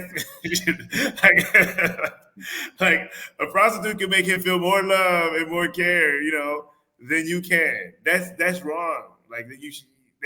They're the one coming to you. Like they make you feel like I'm like, okay, I know I'm not Brad Pitt. This girl look at me like you just the best looking guy in the world. You know, why can't my wife, even if you acting, act like that? You know, try to make me feel like I'm loved. Try to make you feel like you care about me. You know, put this fork in my mouth one day. Give me a back rub. Right. But no, they want everything for them. They want everything. You got to do everything for them. American wives want you to cook for them, want you to clean the house, want you to pay the bills. They want you to do everything. And quite frankly, you just can't. And I know I can't. Like having one wife is a lot. Now I get help. I have 2 other wives that are helping me. So I don't think I'm enough. I don't think one woman is enough for me. I don't think one woman is enough for most men. But on the flip side, I don't think I'm enough for one woman as well because she has a lot of needs. That's why I need help. And with all of us together, it's a beautiful thing. It's a beautiful thing. So yeah, so speak on that too. Like again, you did already, but I want to unpack a little more. You said all of your wives have jobs, chores, or duties. If worse come to worse, you will make up a job or something for them to do to keep them busy, keep them occupied. And of course, one of the most go-tos is to be like your assistant, like a secretary, something like that, because you're an entrepreneur. So you can give them chores and jobs and duties within your business, like to be your secretary of your business. What I wanted to say is my train of thought, like, boss kind of lost his train of thought because I was holding in while you was talking, but like the importance on everyone having a job, having something to do, not just laying around, not just thinking that, okay, I take care of him in the bedroom. So now outside of the bedroom, I can just lay around. So no, you have to be proactive. Okay, I got it here. I got it. My mind came back. We were talking about it when first in the beginning, talking about in the Matrix here in the US, how take care of a household is a big time job, right? The household itself, especially when there's children involved, the household is a job in itself, let alone it's an outside job. So in America, on a one-on-one, normally the man goes out to work. Even if the woman is a housewife, that's a job in itself. But if the woman also goes out to work, so the man is working, the woman is working, who's taking care of the house if you don't have a maid? So when you guys both come back, it's a whole ass house, especially with kids involved. Both of you guys are tired from work, but the house work has to get done. In your situation with 3 wives, that kind of helps that solution. The 3 wives can also tackle the housework because there's a lot of work taking care of the home. That's what I call home building. It's a lot of work. So your 3 wives can help take care of the home. It would, because it is a lot to try to put all that on one American wife after she gets off her regular job. She goes to work on her regular job, then come home, take care of the kids, and take care of the house. That's a lot. So definitely, the 3 wives, they all help take care of the house. And the complaint I used to get the most about my American wife was, I'm tired. I can't do all this work. I got to do this. I got to do that. So, I've never had time for sex. I'm like, everything's a priority. Sex is the last on your list. So you're tired. Put sex the first on your list then. No. She's still. It's always a problem for sex. So I'm like, okay, so you need help. So that's why we should have another wife, because you need help. Well, no, don't get another wife. Just get a maid. Yeah. Well, guess what? Most likely, I'm going to bang the maid too. So might as well I'm get like, right. we'll bring a cute maid in the house to come in. Nah, I want an old, ugly maid that you won't be attracted to. Yeah. See, it's all that control. Yeah, the thing about the work too is that I want all of them to be able to do what the others can do. So like when the second one, hey, train her on the work that you're doing on Facebook, or train the work that you're doing with my work, so that when the one's not there, it's not a big problem. There's not a drop off in the work that we're doing because she can do it. Now, so everyone's better at other things. Some people are good at like making flyers. They make flyers for me. She studied graphic design in college. Okay. So she's a graphic designer. Yeah. So she's a graphic designer. So she makes my flyers for me. We're planning this big event. We call it Ignite the World that we're having in the DR, a nice hotel in Cabarete. They're the ones who went. They're the one who found this house for me. I was in the States. I was like, I have a list of things. I'm like, hey, I need a dentist. They go and I say, hey, find it the cheaper. I said, your job is that I spend less money than the normal gringos. Boom. So whenever they come with a price, I'm like, find it for cheaper. If I find it, come like, you go find it for cheaper. And they'll go, and that's their job. And they'll try to be like, I found it for cheaper, and they'll call. Yeah, you reward them. Yeah. I'm like, protect my money. That's your job. And so when the receipt comes, or people trying to sell me, like, try to gringo price you. One time we were in a cab. We were taking a cab, and it is a price. Everyone's paying the cab, whatever. And so I give her the money so she can pay the guy. The guy gives me the change back. So I hand it to her. She counts the change like, no, this change ain't right. The guy's like, oh, I don't understand. Like acting like, let me see, how much is it? And the other girl pulls out a calculator and does the math and be like, this is how much. So the guy's like, dang, all these girls are like, all attacking. So he felt like he was surrounded. He couldn't get away with anything. And you had your lionesses with you. Yeah, come on, King Mufasa. You had your lioness. Your lioness had your back. I'm sitting. We went to dinner one time at the beach, and we were at this restaurant outside your restaurant, and these guys come trying to sell me stuff, and I'm just like talk to the women, and they think, okay, we're gonna get this guy, and they were like mad at the girls for not trying to scam me too. Like, come on, you Dominican like us, and they're like, nah. So I tell them, I'm like, look, the more I waste, my game is tight. Yeah, the more I have to waste, the less you have. And then he was trying to buy some rings, right? These rings, and I was like, everybody has to have the same one.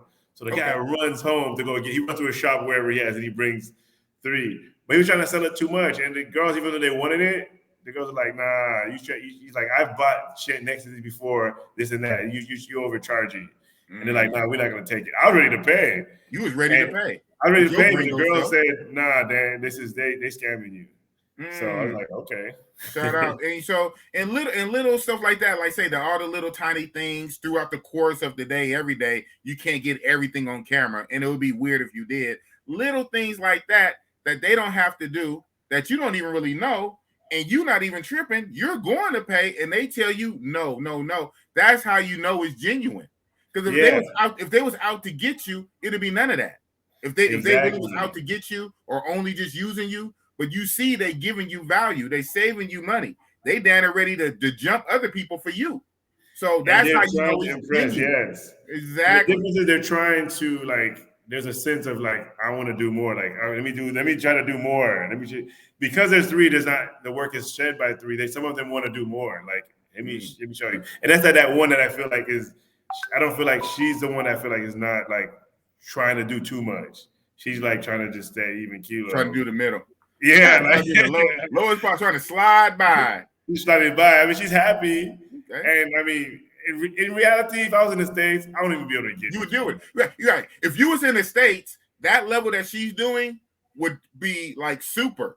Yeah, But your scale is reset. You're overseas now, and so that American matrix stuff is not going to fly here. You're not going to just do the minimum. The truth is, I won't even be able to get her. I don't know if the video you saw, the one with the red bathing suit with the kind of afro. Yeah. Okay, that's what I'm talking about. You look nice. Yeah. She would be like, in the States, all wives are nice. All of them are equally nice. In the States, I don't even be able to get her. Like, it's and I tell the people like, don't tell them that because they're gonna get cocky. I'm like, baby, if you was in the States, gotta go. You would be with some NFL player or NBA player. You wouldn't be with me in the States. Yeah, she was nice. I would be. They don't get it. Like, no, you wouldn't be. I'm like, if I bring you to the stage, I'm probably gonna lose you. I mean, it's just, just keep it. And they're like, no, you you keep want it real. baby. Okay, so I want to go back to this comment. Like I say, as you were talking, I'm scanning through the comments. I'm bringing up the ones I will. That's not super chatted. I'll bring this one up. Real Brother said, on a scale of 1 to 10, how attracted are you to them? How much am I attracted to them, or they attracted to me? The comments, what it is, and he typed it out. For me, these girls are girls I couldn't get in the States. I mean, they're like 9s and 10s. They're not. I don't think any of them below 8. You know, but in the States, if I could get a girl with an 8, I'm marrying her. That's how desperate I am. Like, you know, in the States, you get a 7, and you're happy. That's your girlfriend. Yeah, you get a 7. That's your girlfriend. You better lock her down. Yeah, if you get an 8, I'm getting married because you know. And these are like 9s and. You know, 10s, maybe 10s, but definitely 9s and 8s. I mean, for sure, and high 8s. That's right. You know, so good stuff. You know, my computer seems like it's gonna go down a little bit. I can either go plug it, or I don't know if you have more. There are also laws. That's what stopped me from. Well, yeah, exactly. Well, that we know that, right? So yeah, you literally can't do that here. You can, but you can say you're married. You can. I mean, there's laws here too. Hold on, I'm gonna plug in my laptop. Okay. You can do that here. I mean, you can do that in the States if the girl will agree. You can have a ceremony. But on paper. But only one gonna be on paper though. Only one gonna be on paper, and that's okay. You know, if they love each other, that's okay. Or you can, you know, I call them wives because they're more than girlfriends to me, and I like how they feel. They like how I feel. They call me husband, but you know, legally on paper, they're not. Legally, they don't have any access to anything. But for me, the relationship we have is like husband and wife. Okay. You know, so you could do that in the States. In Utah, they do it. Yeah. Can anyone do it? I guess. Okay, so anyone can do that in Utah. I thought you had to be part of that. You can only be married to once the same thing. You could cohabit with all of them. And there used to be a law against it, but then they changed it to say it's like an infraction. There's a law against it now, but they've got lowered to like a little infraction. Right. Versus and everybody do it. So even the sheriff said, "This is how we do things here, boy." Wink, wink.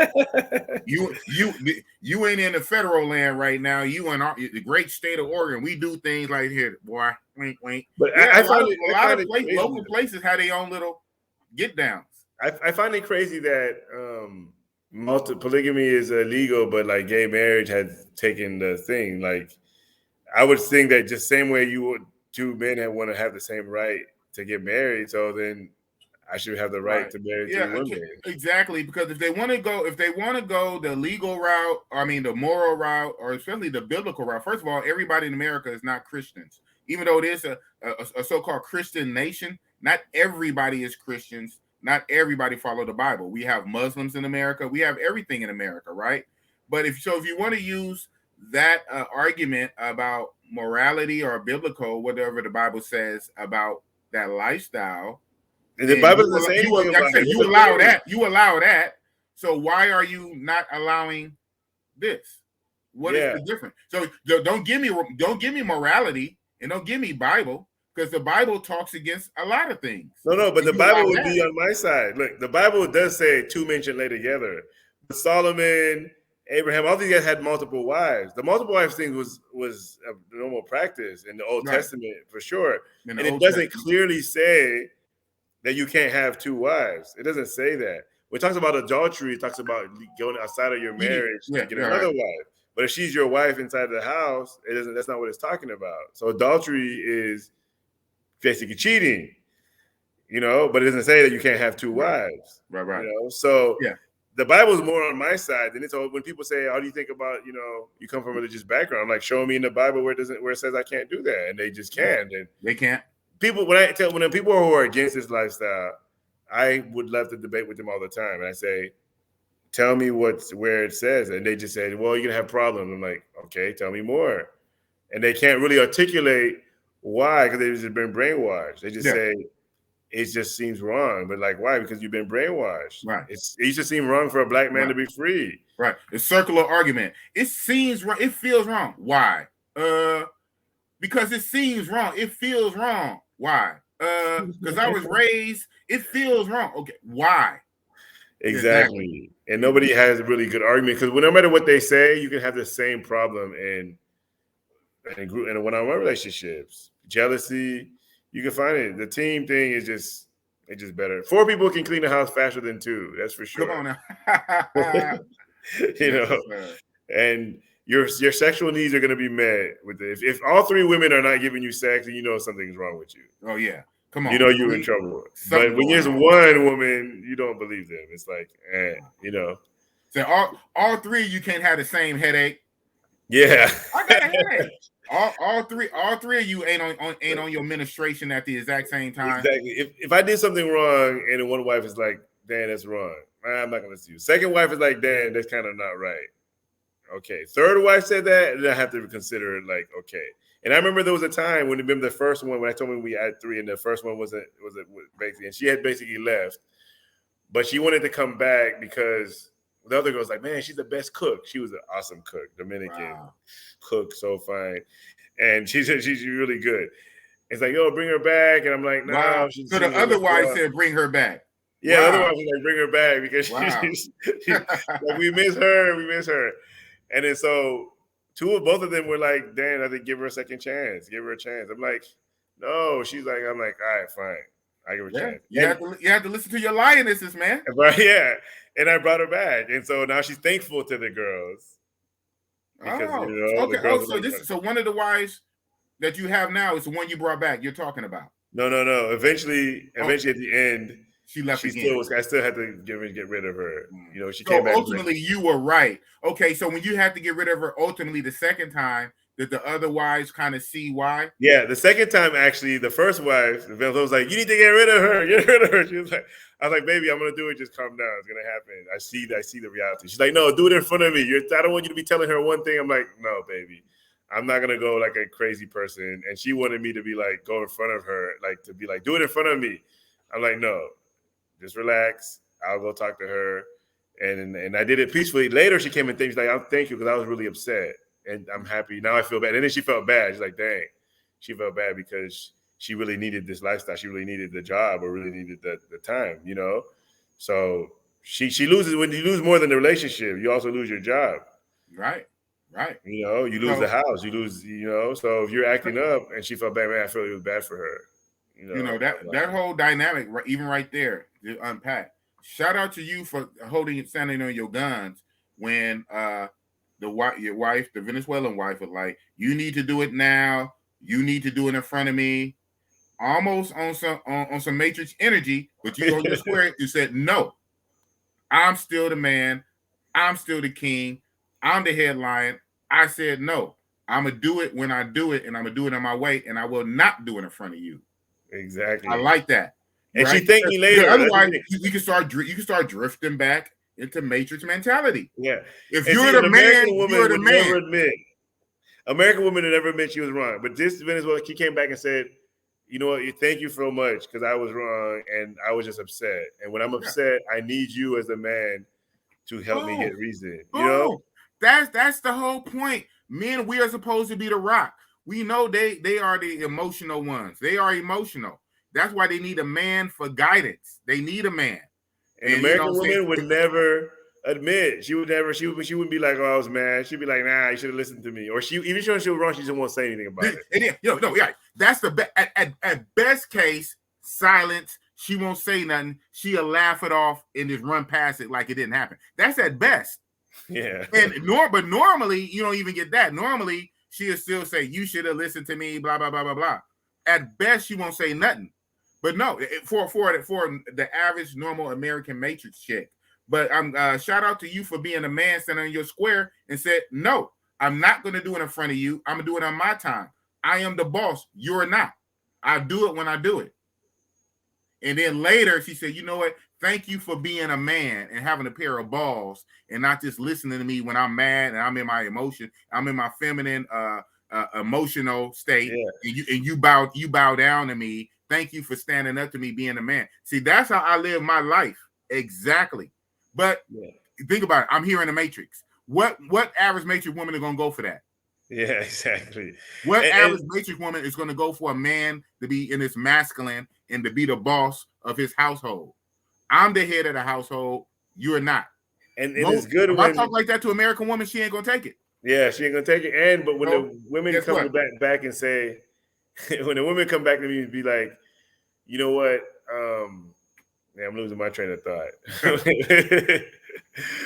Well, when they say, you know what, the feminine stuff is bullshit, they'll be like, man, that feminine stuff is bullshit. You know why? Because when the woman wants to be the boss or wants to talk, but then she still comes back and expects the man to cover her for her problems. So we had a situation where one of them, and it's good because I had different come in, because we have get the 3, get the 2, get the 3. It's like we're dating them, get 3, which is fun. That's fine for me. It can stay like that forever. I'm cool. Right. You're enjoying the ride. You're enjoying the journey. And this one girl got mad and she like left. She's like, oh, I'm leaving. I'm like, well, just stay. Wait till no, I'm gonna call a taxi. I'm gonna do my thing. Okay, all right. I'm like, okay, this girl's nuts. And then later she's like, oh, can you help me pay for that taxi? Because I'm like, no, this is something you did outside of my leadership. And although the 2 other wives were like, no, she walked out. She's trying to be a feminist, trying to be like, I don't need to listen to you because I don't listen to you. Okay, then you can't expect me to cover. And the other wives were like, no, use that money for us. We stayed in line. She walked out, and so she's not getting anything. So you're rewarding bad behavior. Exactly. So I'm like, I don't think I should be responsible for that. If when you go out, all the bills you acquire on your own, that's on your own. Exactly. That don't work like that here in the States, man. That don't work like that in the States, man. When the woman can leave you and divorce you, and you have to pay for her lifestyle still. Yeah, that's that's crazy. So that's crazy as hell. And especially if she the one that leaves. Now I can almost see if you kick her out because you want a newer model. You want to get the newer model, so you kick her out to the curb, and she's like, "Wow, I can see that." But no, she can leave. On her own self, she can leave and then have you pay for her lifestyle. Yeah, that's wow. Crazy. Yeah, that's crazy. Well. Sorry about that. So if anybody's watching, I'm gonna do my own little commercial real quick. Has their own business, wants to get it to the next level, just hit me up. Let me, help you get to the next level. I helped a lot of people. Check my website out, danandzinga.com. A lot of testimonies.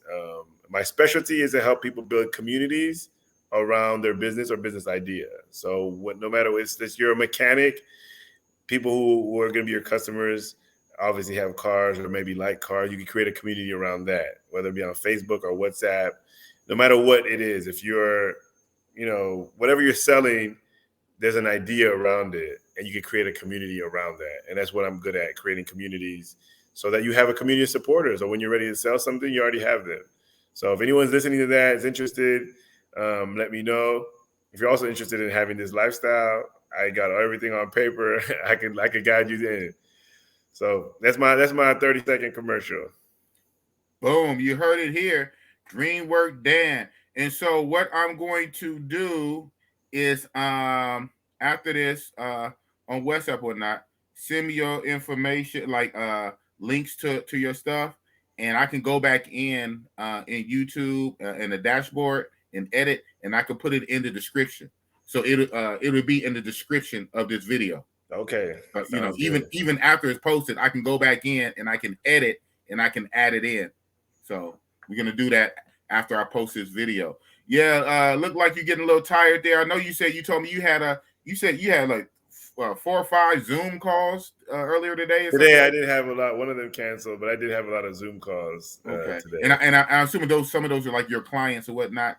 My clients, and I'm selling a program called Ignite the World.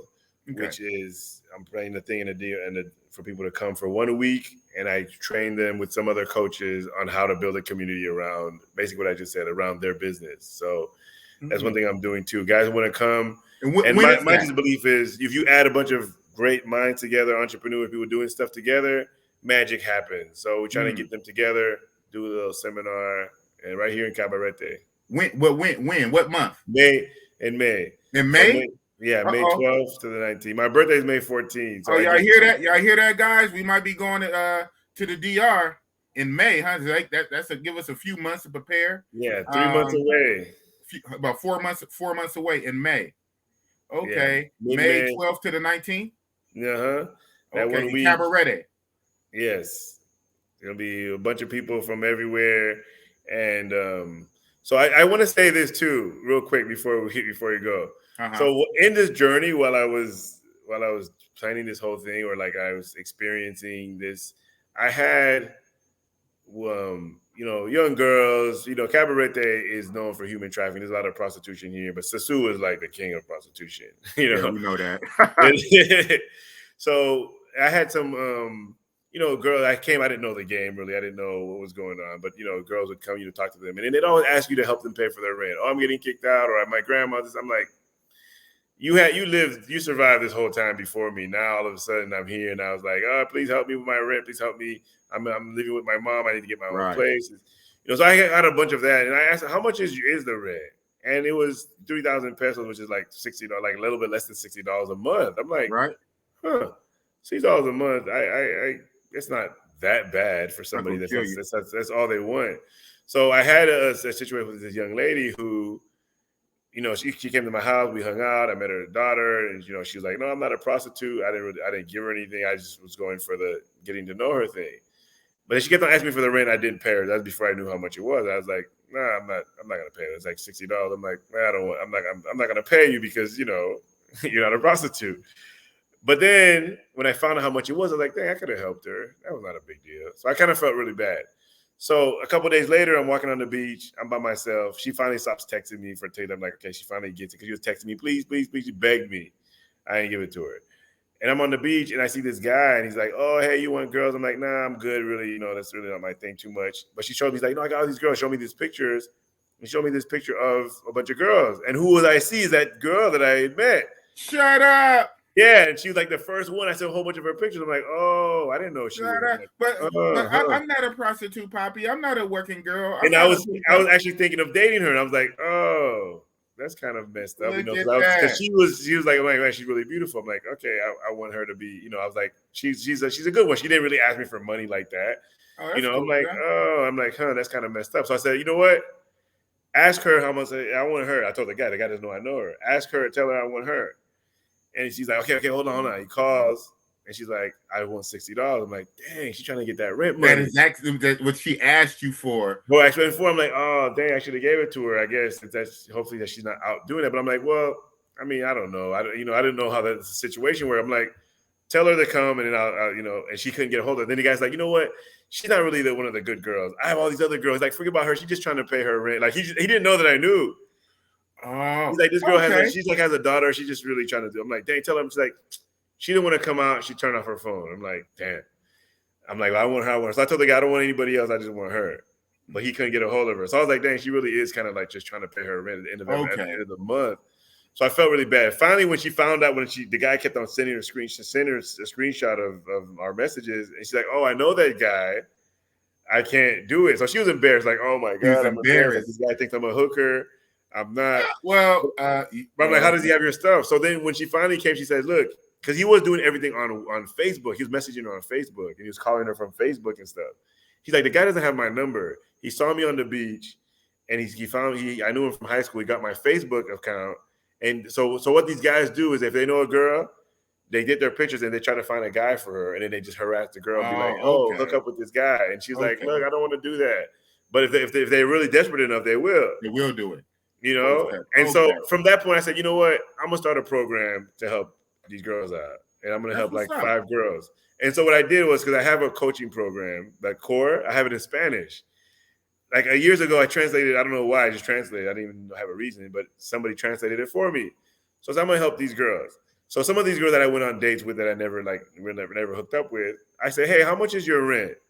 She was like, 3,000 pesos. I want something 3,500 pesos. I'm like, so it's like $60 is your rent. So they weren't lying. So I asked different pays. I'm like, okay, so they're not lying. The rent's only $60. $60. I said, if you do my class for 21 days, I'll pay your rent for you. What? So the first girl, I'll pay your rent $60. So the first girl I came, I was like, you know what? I felt bad. I gave her the $60. I said, but you got to take this class. She's like, okay, cool. I'll take the class. Didn't do the class. She missed every day. Every day she's like, okay, do the class. The class is on WhatsApp. I send you day one, you're supposed to do the work, send it back to me. Do day two, send it. So every day I send you the homework, the assignment, and you have to do it. And the assignment is about communication and getting your life together, creating dreams, making declarations. It's really powerful. Okay. The other girls all did it because they needed the money at the end. Right. So they did it. They're like, wow, I'm getting so much out of this and that. But of course, they're just doing it for the money. They're doing it for the money. They're doing it for the money because they need the money. So even some guys are like, these girls don't care about no homework, man. I hired a girl, but they did the homework, though. The other girls did the homework. So I couldn't understand their Spanish. So I hired a girl to check their work. But she told the girls, don't worry about it. Just copy it. They didn't do it. So for the whole first month, I'm not even getting them. She's like, yeah, they're doing the work. They're doing the work. Until I got my first wife. That's how I got when I got my first wife. And she looked at the work. She's like, they're not doing the work. They're just copying it. She's like, no. So I fired that girl. And then that's how my first wife became working with me to help me run this program. I always trying to run a finesse. Yeah, you paying them to take the classes, and they can't do that. They're still trying to cheat you, whatever. But at the end is when my first wife was doing it. She was like showing because I went through the whole program with her. Okay. So how did I fund it? So the first month I paid. I was like, okay, I paid them. But the second month, all my clients in the States, I said, like, guys, when you do this class, when you do this program, I want you to donate $60 to this program. So basically, I started a charity from nothing and said, when you guys do it, donate $60 to a single mother that's living in a DR that's struggling and to pay her rent. And they were happy to do that. I sent it. So now I had this program so it was like 5, and then it became 6. And then more girls wanted to come. I'm like, look, I can't afford all these girls because I'm not sure with, my program is in the States. I don't want to be stuck with the bill. Right. And you guys, they're like, okay, don't worry, we'll just do it. Because once they started getting the concept, all 5 of them, they have jobs. By the 2 months, they all had jobs. Wow. These are not my girls. These are girls that are, they went and got jobs. Shout out to you, I speak better. They got more responsibility. But that first girl that never did the work, at the end of the month, she comes back to me. She's like, offering me sex for the $60, which is not a lot, Yeah. But I'm like, no. I'm like, he said, I'm not giving you the money. I'm married. I have 3 wives. I don't need your sex. But on the second day, she's like, okay, send me the work. I'll do it. So I said, if you do the work, I'll pay. Then she did the work. And after she did all the work at the end of the month, I put her in the program. Okay. And so I did give her. So we ended up having 19 girls taking the class, but I was only paying 6 of them. But there's so many more that was just taking it. 19 girls took my program for it was a self-development program, where they get an audio and they get a stuff. And it's about really chasing a dream or having a goal. If you have a goal, it's like a formula to do it. And I use the same formula to say, look, I'm going to chase my dream. Right. And getting this thing. So I feel like I did something good. You did. And I created a way, and I still have a way. So people can still donate to help these women. Now, these women are not part of my wives. The rule, I have a friend, American friend. She's like, I'll help you out, but you have to make a rule. You can't have sex with none of the girls in the program. I was like, all right, deal. She's like, because we don't want people to think that your program is about you sexing these girls or taking advantage of these girls. We don't want to feel like we're paying for your women and you're having sex with them. I'm like, no, okay. So they're in the hood and whatever. The main thing that you have even Matrix American women willing to help get on board. And that's the main thing. Yeah. But even then, a little jab twist will make sure you don't have sex with them. Okay. If you're helping them, you're helping them. Exactly. Okay, but you know what? Okay. The Matrix. Well, you already know how American women are, man. They're like, we're not gonna help if we know you do anything with them. It's like what does it matter, But I kept my word and I said, okay, I don't want to mess up the program. They're helping. No, of course. Someone's giving $60 a month to help somebody. And we're creating, and so it's good. And we're doing this thing called the 4 Agreements. There's a book called the 4 Agreements. I don't know if anybody's read it, but it's in Spanish as well. And I had, have somebody work with them on that. And it's really the development is there. And at least I'm doing something good too. So it's not just about mongering and having sex and having orgies and all that stuff. It's about really creating a better life for yourself and for other people. Well, you passed that. So now I have a few of my questions. So you pass in your player card because you have your wives, and someone just asked you, "Do you step out?" One of the first questions I put up 2 hours ago. Do you step out on your wives? So, and you said no. That's what you said. I Yeah, think I that haven't was. been able to really because most of the time in this thing, we're always looking for one more. So there's no reason for me to step out because when I talk to a girl, I always invite her. I tell her about the thing. And some women, I've actually lost a lot of good women. That first one, she was a really good woman. Like people are like, man, you should just stick with her. She's a really good Dominican woman, and that's rare. I'm not saying that's rare, but she's a really good woman. And for beautiful and a good woman, cook, loyal. She wouldn't let me pay a lot for stuff. She done got in fight with these motorcycle guys. Be like, no, why are we paying that much? I don't have change. Well, we're gonna get to change. No, I Like, heard that. yeah, That's she what I'm done. talking about. Now people are like, man, why don't you just stay with her? This is before I'm like, I don't want to give up my dream for one person because it's gonna end Exactly. up being. I've been married before. I already know what that's gonna be Yeah, like. you've been married twice. Yeah, 5 years and 7 years. yeah. So even though it's beautiful in the beginning, I'm not giving up my dream for that. But I was in Mexico. I met this girl from New York. She was a great girl too. And she was like, hey, look, I'm looking for a life partner. And if back in my days, I would have been like, definitely try to smash. I'd definitely be trying to say what I had to say to get in the relationship to whatever. But I said, look, I have different type of relationship. It's not traditional. And I told her, she's like, wow. She's like, that's interesting, but it's not for me. Okay. And I was cool. And then I told my Venezuelan, I told my other Dominican, I'm like, hey, I got this girl that would have been good on the team, but she's not. She wants to be like, I want to be the only center of attention in one person's world. I'm like, you'll be the center of attention in 3 people's world. It'll be better.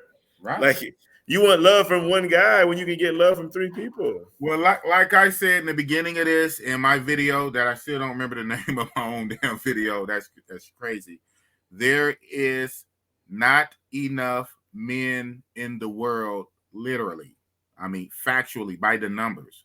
The 7 billion humans on Earth, more of them are females than male. So every woman is not going to get a man. It's like musical chairs. Some of these women just will not have a man, period. So more situations like this polyamorous lifestyle will at least allow some, women to all have claim to one man. But it's just the numbers are not there. The numbers are not there. And like I said, there's factors that decrease it. Men going to jail, being locked up for a lot of years. There's things that decrease that number. So now the man pool is smaller. But again, a lot of the women in the States, they want the top of the top anyway. So they want the cream of the top, cream of the crop men at the top. That's going to shrink their pool because those guys at the top most likely are not going to want them. The guys at the top, they want straight nines and dimes. So the woman that you could have got doesn't like even want Dreamwork band. Yeah. So, but I just want to say that what I'm doing here, I probably can't do it in the States. Right. Shout out to Jay Mees. He say, I know a lesbian chick with 2 wives. She on that poly too. Well, wait, I think I know her. I think she's my friend. What's her name? If you get that. Yeah, well, I mean, what in the DR? No, not in the DR. There's actually a friend of mine who actually has a show that's coming out on Lifestyle, which has it's 3 women. 3 women that live together. And she's a friend of mine, and she has I just watched like her episode. I don't know if that's what he's talking about, but there's an episode. Yeah, they have a show on it. It's 3 women and together. Well, you know what? Again, shout out to Kevin Samuels. He said that too. He said he was offering other solutions because he's also repeating the fact that there's more women than men. There's not enough available men. Every woman will not get a man. He said that some women are going to have to kind of form communes, and women are going to have to kind of live together to kind of support each other. Because again, it's not enough women for men, not enough men for women. Now, and so all these women like, I want my own man only for me, all to myself. Yeah. There was a woman who said that my message is a little bit harsher than Sam. I'm like, Kevin Samuels. I'm like, I don't think so. It's like, yeah, because you're basically telling men to go leave black women and go get Dominican wives versus or Thailand wives or Colombian wives or Brazilian wives. Where Kevin Samuels is just saying get high quality, but I'm thinking that you just come to another country. I wouldn't suggest trying to do this in the States. They're not gonna listen to it. Like, I feel bad for American men that got to deal with American women. I'm sorry to say that, but I do. Hey, Well, I teach American men, get your passports. There's Get other options out there, man. a lot of And other and options. and, and just to say that my ex-wife, she's a wonderful woman. She's great. I love her. She's awesome. It's just a lot of work for one person, and it's better to have a team than to have one person. For them, for the team, for her, it would have been better for her too. So But this is the wife that left you on your deathbed. no. or the wife that cheated on you and left. Which one? There's only two, right? I forgave her. One cheated on you and left, and one left you on your deathbed. So which wife is that? Which wife is this wonderful person? You know what? I forgave her for that because I knew I was leaving. I was like, you know what? I don't want to be mad. I'm like, I'm not carry that energy to. Yeah, I said I'm not even on a trip. So I just like, you know what? I forgive you. That's not really the problem. The problem before is that American women want to control stuff and want to be the boss, and I want to be the boss. That's not gonna work, and that's not gonna work for a guy named Big Boss. I ain't gonna let nobody boss me, and damn sure ain't gonna let no female boss me. Yeah, I want to be the boss in my house. I was a kid on my mama house. Yeah. So that's the thing, and then the wives they want to be the house. They want to be the boss. They say happy life, happy wife. No. Right. Happy life, happy wife. Now forget that. No, happy life, happy husband.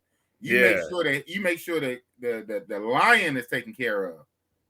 They should say happy spouse, happy house, but even that's equality. They don't even want to say that. It's happy wife, happy life. And if they're not happy, they're gonna make your life miserable. Right. You know, and that's the thing. But anyways, we can't start from that. Yeah. So we can't start from that.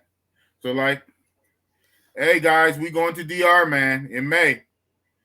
Let's do it. Your flights. We going to the DR.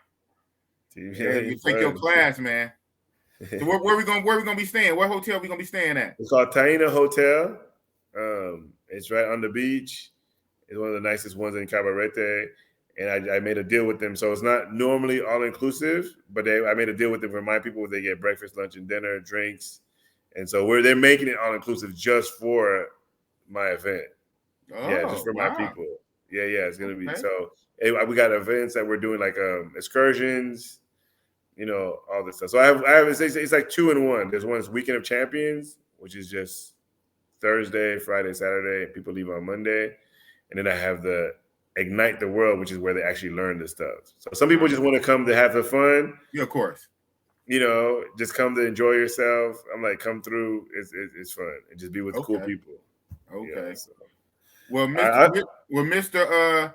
Dreamwork Dan, you're definitely gonna come back on my show, and hopefully one of the times you come back, you get the green light from the wives to.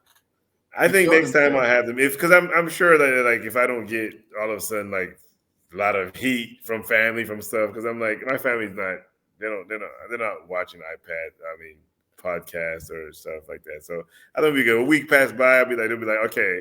I'm like, listen, your family in Venezuela is not going to see this, you know. And if they do, and like I say, you are very respectful in keeping it real.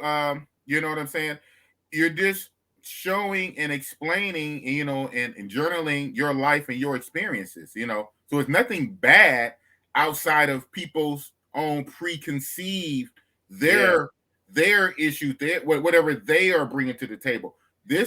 I would say this is one of my most nicer podcasts because on this channel I can be crazy.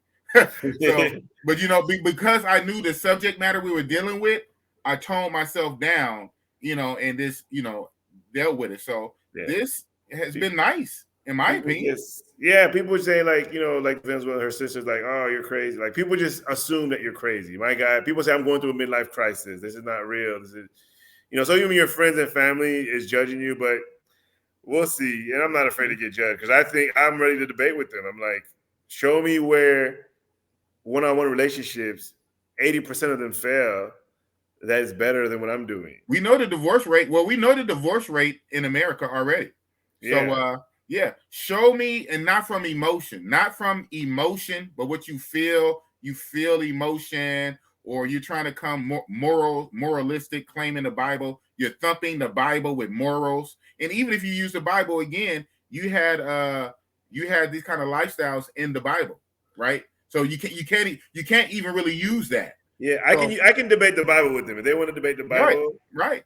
I can We know debate the about Bible. I Father. know the We know Bible. about Father Abraham had Yeah, many wives. We know about you know, that, right? We know Solomon King had. David. We know King David had me. We know King Solomon had 300 wives Yeah, and 700 concubines. Woo! 1,000 women. Woo! But and God again, said that was his wisest person, the wisest man that ever lived. the wisest man to ever live. So that's interesting. The wisest man, and God said that in the Bible, the wisest man who ever lived had 1,000 women. So, but that he was taken care of financially. Again, you got to think about it. At that point, they're all under his jurisdiction. Everything is being taken care of. He's paying for their lifestyle and everything. So this is not just about out there, slanging it. This is about taking care. let me just taking care of finish with one thing that I heard somebody say, and it's so true, and I tell the women that too, is that there's three ways. There's three things you can bring out of your husband as a woman. How you treat him is what you're going to bring out of him. And there's three parts. You can bring the animal out of him. If you're always arguing with him, he's going to fight with you. You can always, if your husband's always fighting with you, you bringing the animal out of him. Don't do based it. on how you treat him. Don't do it. Don't bring the animal out of boss. You don't want to see it. You could bring out the boy in him by denying him things, saying he can't have this, he can't have that, setting rules in the house. Like, we can't have this for dinner. You can't have that. No sex, whatever. You're treating him like a boy, like a teenager. You're going to act like a boy and a teenager. You're going to be irresponsible. Or you can treat him like a king. Kings like to take care of their kingdoms. So if he feels like a king, he's going to take care of you and his kingdom. But women say they're treating their men like boys and they want them to act like kings. But you're treating him like a boy and you're bringing out the boy in him. And what do boys do? Teenagers don't want to stay home. They stay out late. They don't take care of responsibilities. They act like boys. But you as a woman have to bring out that thing from him. If you're always trying to fight with him, then he's going to bring out the animal. You bring out the animal. So that's what I'm used to. You bring out the animal in you. So I feel like the women here and the experience here, they bring out the king in me. And they call me king, my king. They make me feel like a king. And because, they're like, well, they need you. What people need their kings. Well, everybody needs something. American women need something. Everybody needs something. Yeah, everything's ain't no American woman gonna get with no broke guy. Exactly. And I can be the king here because food is cheap, life is cheap here. So I can be the king. I can go to the grocery store and buy food for everybody and feel like the king and be the king and feel good. I go out, I feel good when I'm like, don't worry, I got it. Because they make me feel like a king and a king takes care of his kingdom. And I feel like that. But you're dealing with American women, I don't want to be no king. I want to take care of you. When you are sitting there disrespecting me, belittling me, doing all this stuff. No. Right. When the king is sick, the kingdom is worried. I'm going to respond to that. That's right. When the king is sick, the kingdom is worried. The kingdom is, they don't just abandon like you weren't anything. Come on. Right. But right. You have to be committed to taking care of the woman you deal with totally. That's right. It ain't just no sex thing. At this point, it ain't just no sex thing. No, yeah. I just prefer doing you can have that. You can have that easily, right? But we're talking about a live-in situation, living under the same roof every single day, dealing with each other. So it bypasses sex at this point. Yeah. Now we have to live and communicate. And I prefer doing it in a country where they're more beautiful, they're kinder, they're younger, and they are submissive and appreciative. Yes. Big word, appreciation. And my money can go longer. So, I mean, it's like, there's too many advantages for here to deny. My money's longer. The women are prettier. They're younger. They're listening. They want to take the stuff I've taught. That first one that's not even with me anymore, the first wife, she's written me be like, Dan, I thank you so much for what you've taught me. You brought out leadership in me that I didn't know I had. Like the testimonies I'm getting from somebody that you were with. My wives would never even say that. The American wives, they would never say that. My first wife, she could barely see. I had eye laser surgery for her. I remember paying my little $4,000 to get her eyes fixed. You did too? I had eye laser surgery too. No, I didn't. I paid for my wife, my first wife. Oh, my first I have it. I got eye laser surgery years ago. And she'll still be like, "You didn't do nothing for me." I'll be like, "Oh, I want your eyes." Be like, "Oh, I know you're gonna say that." They always say, "Oh, you didn't do nothing for Well, me." yeah, of course, because it happened. I did it. So you are put into the point where I can't even lay claim to something that I shouldn't be Yeah, able to claim. exactly. She'd be like, "You want credit for everything. It's all about your ego." Like they're always trying to make sure that your ego doesn't get too big. Okay. When they don't Okay. get that, You're right, boo. helps you feel like you want to You're do right. more. You're right, boo. You're right. Exactly. All right. Oh man. All right. It is getting late. All right, man. So I'm gonna ask you again for the 15th time. Any last words? Just men, I'm talking from a man's perspective. I can't speak for the women in the States. So if there's women on this call, I'm sorry, I'm not against you guys. But men on this call, if you're in a situation, you're unhappy, there's other options. The last 6 months is the happiest I've ever been, the most proudest I've ever been of myself, the most I've felt respected, not only by the women, but by men who see me, other men who's like, oh, what does he got going on? Other women who's like, what is this? They see how I treat how happy they are, who are curious about it. So the way I've been treated, the way I felt, I've never felt any much better. And you can do it. It's like anybody can do it. I'm not Brad Pitt. I don't look good. I'm not a millionaire. You just have to know how to say the right things, ask the right questions, make the right little jokes.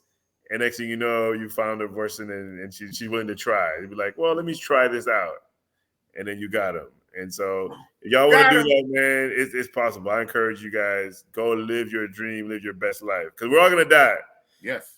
So we're all going to die eventually. So while you're here, live your best life, man. And if you don't work, like I said to myself, look, if I try this thing, it doesn't work. I have a great story to tell. Look, I already know what the other part is. So don't be afraid to fail. Fail forward. Every time you fail, you learn something. Fail forward. Fail forward. That's it. So that's all I got to say. Thank you for having me, Big Boss. I appreciate you having me on the call. I feel bad. I was a little bit nervous in the beginning because it's the first time I'm coming out. And it looks like it's all love. I haven't really had any comments of people be like, you fucking fool, anything like that. And I appreciate it, OG, Bobby Johnson. Thank you, everybody. And so that's all. Thank you very much. Man, thank you, Mr. Dreamwork Dan. Continue to do great things. Continue to inspire people, coach people, help people be the best they can be. And I really like that segment. I didn't even know that you set up the program in your classes. You already have your classes that you are actually paying Dominican women, local Dominican women, to take the class, paying them so they can pay their rent just from taking your classes, giving that kind of value. So you are literally adding value to the area. You're not just there taking, you're there trying to help and give value. So shout out to you, Dreamwork Dan. Continue to dream. And I'm definitely going to hit you on the side, man, for some coaching or something. You can put Boss on Gamey Game. And also, I'm going to put your details or whatnot in the description of this video. So after the videos on YouTube, people can go to the description box and they can click, clickable links to access some of your content you have. All right. Thank you very much. Thank you, sir. All right. We'll talk later. Peace. What they say teamwork makes the dream work. Man. If you can see the pictures and the footage that he sent me, man. So hopefully, he will be on the show again. Hopefully next time, he'll be able to show his wives or whatnot. So thank you. OG Bobby Johnson was just bombing the chat. Yeah, I think that was a nice show, if I say so myself. It's his first time coming out, so to speak. Pause, saying that word. His first time coming out on Big Boss Real Talk channel. I hope you guys enjoyed it. I hope you guys was enlightened. Whether you agree or disagree, at least we had the conversation. You was able to hear and see his point of view. So there are options. There are options out there. With that being said, I'm going to have to go ahead and end this stream. I have to go to work. Thank God Boss is monetized, but I'm not full-time. I don't know how long it's going to take for Boss to go full-time. So I still have a job to go to. So believe it or not, got to take off the Oakland shirt, take off the Wakanda chain, turn off all these lights and whatnot, and I got to get out of here. I got to go to work and pay my own bills. But thank you guys for coming out. As soon as I click in broadcast, of course, it'll be a video up on the channel and come back. Oh, also tomorrow, I will be doing a stream with none other than Flyboy Way tomorrow, about the same bat time. So it is what it is. Thank you guys for coming out. Rocking with Bossy Boss, and we out. Peace. East Oakland, man. And follow your dream. Teamwork makes the what? The dream work. Oakland.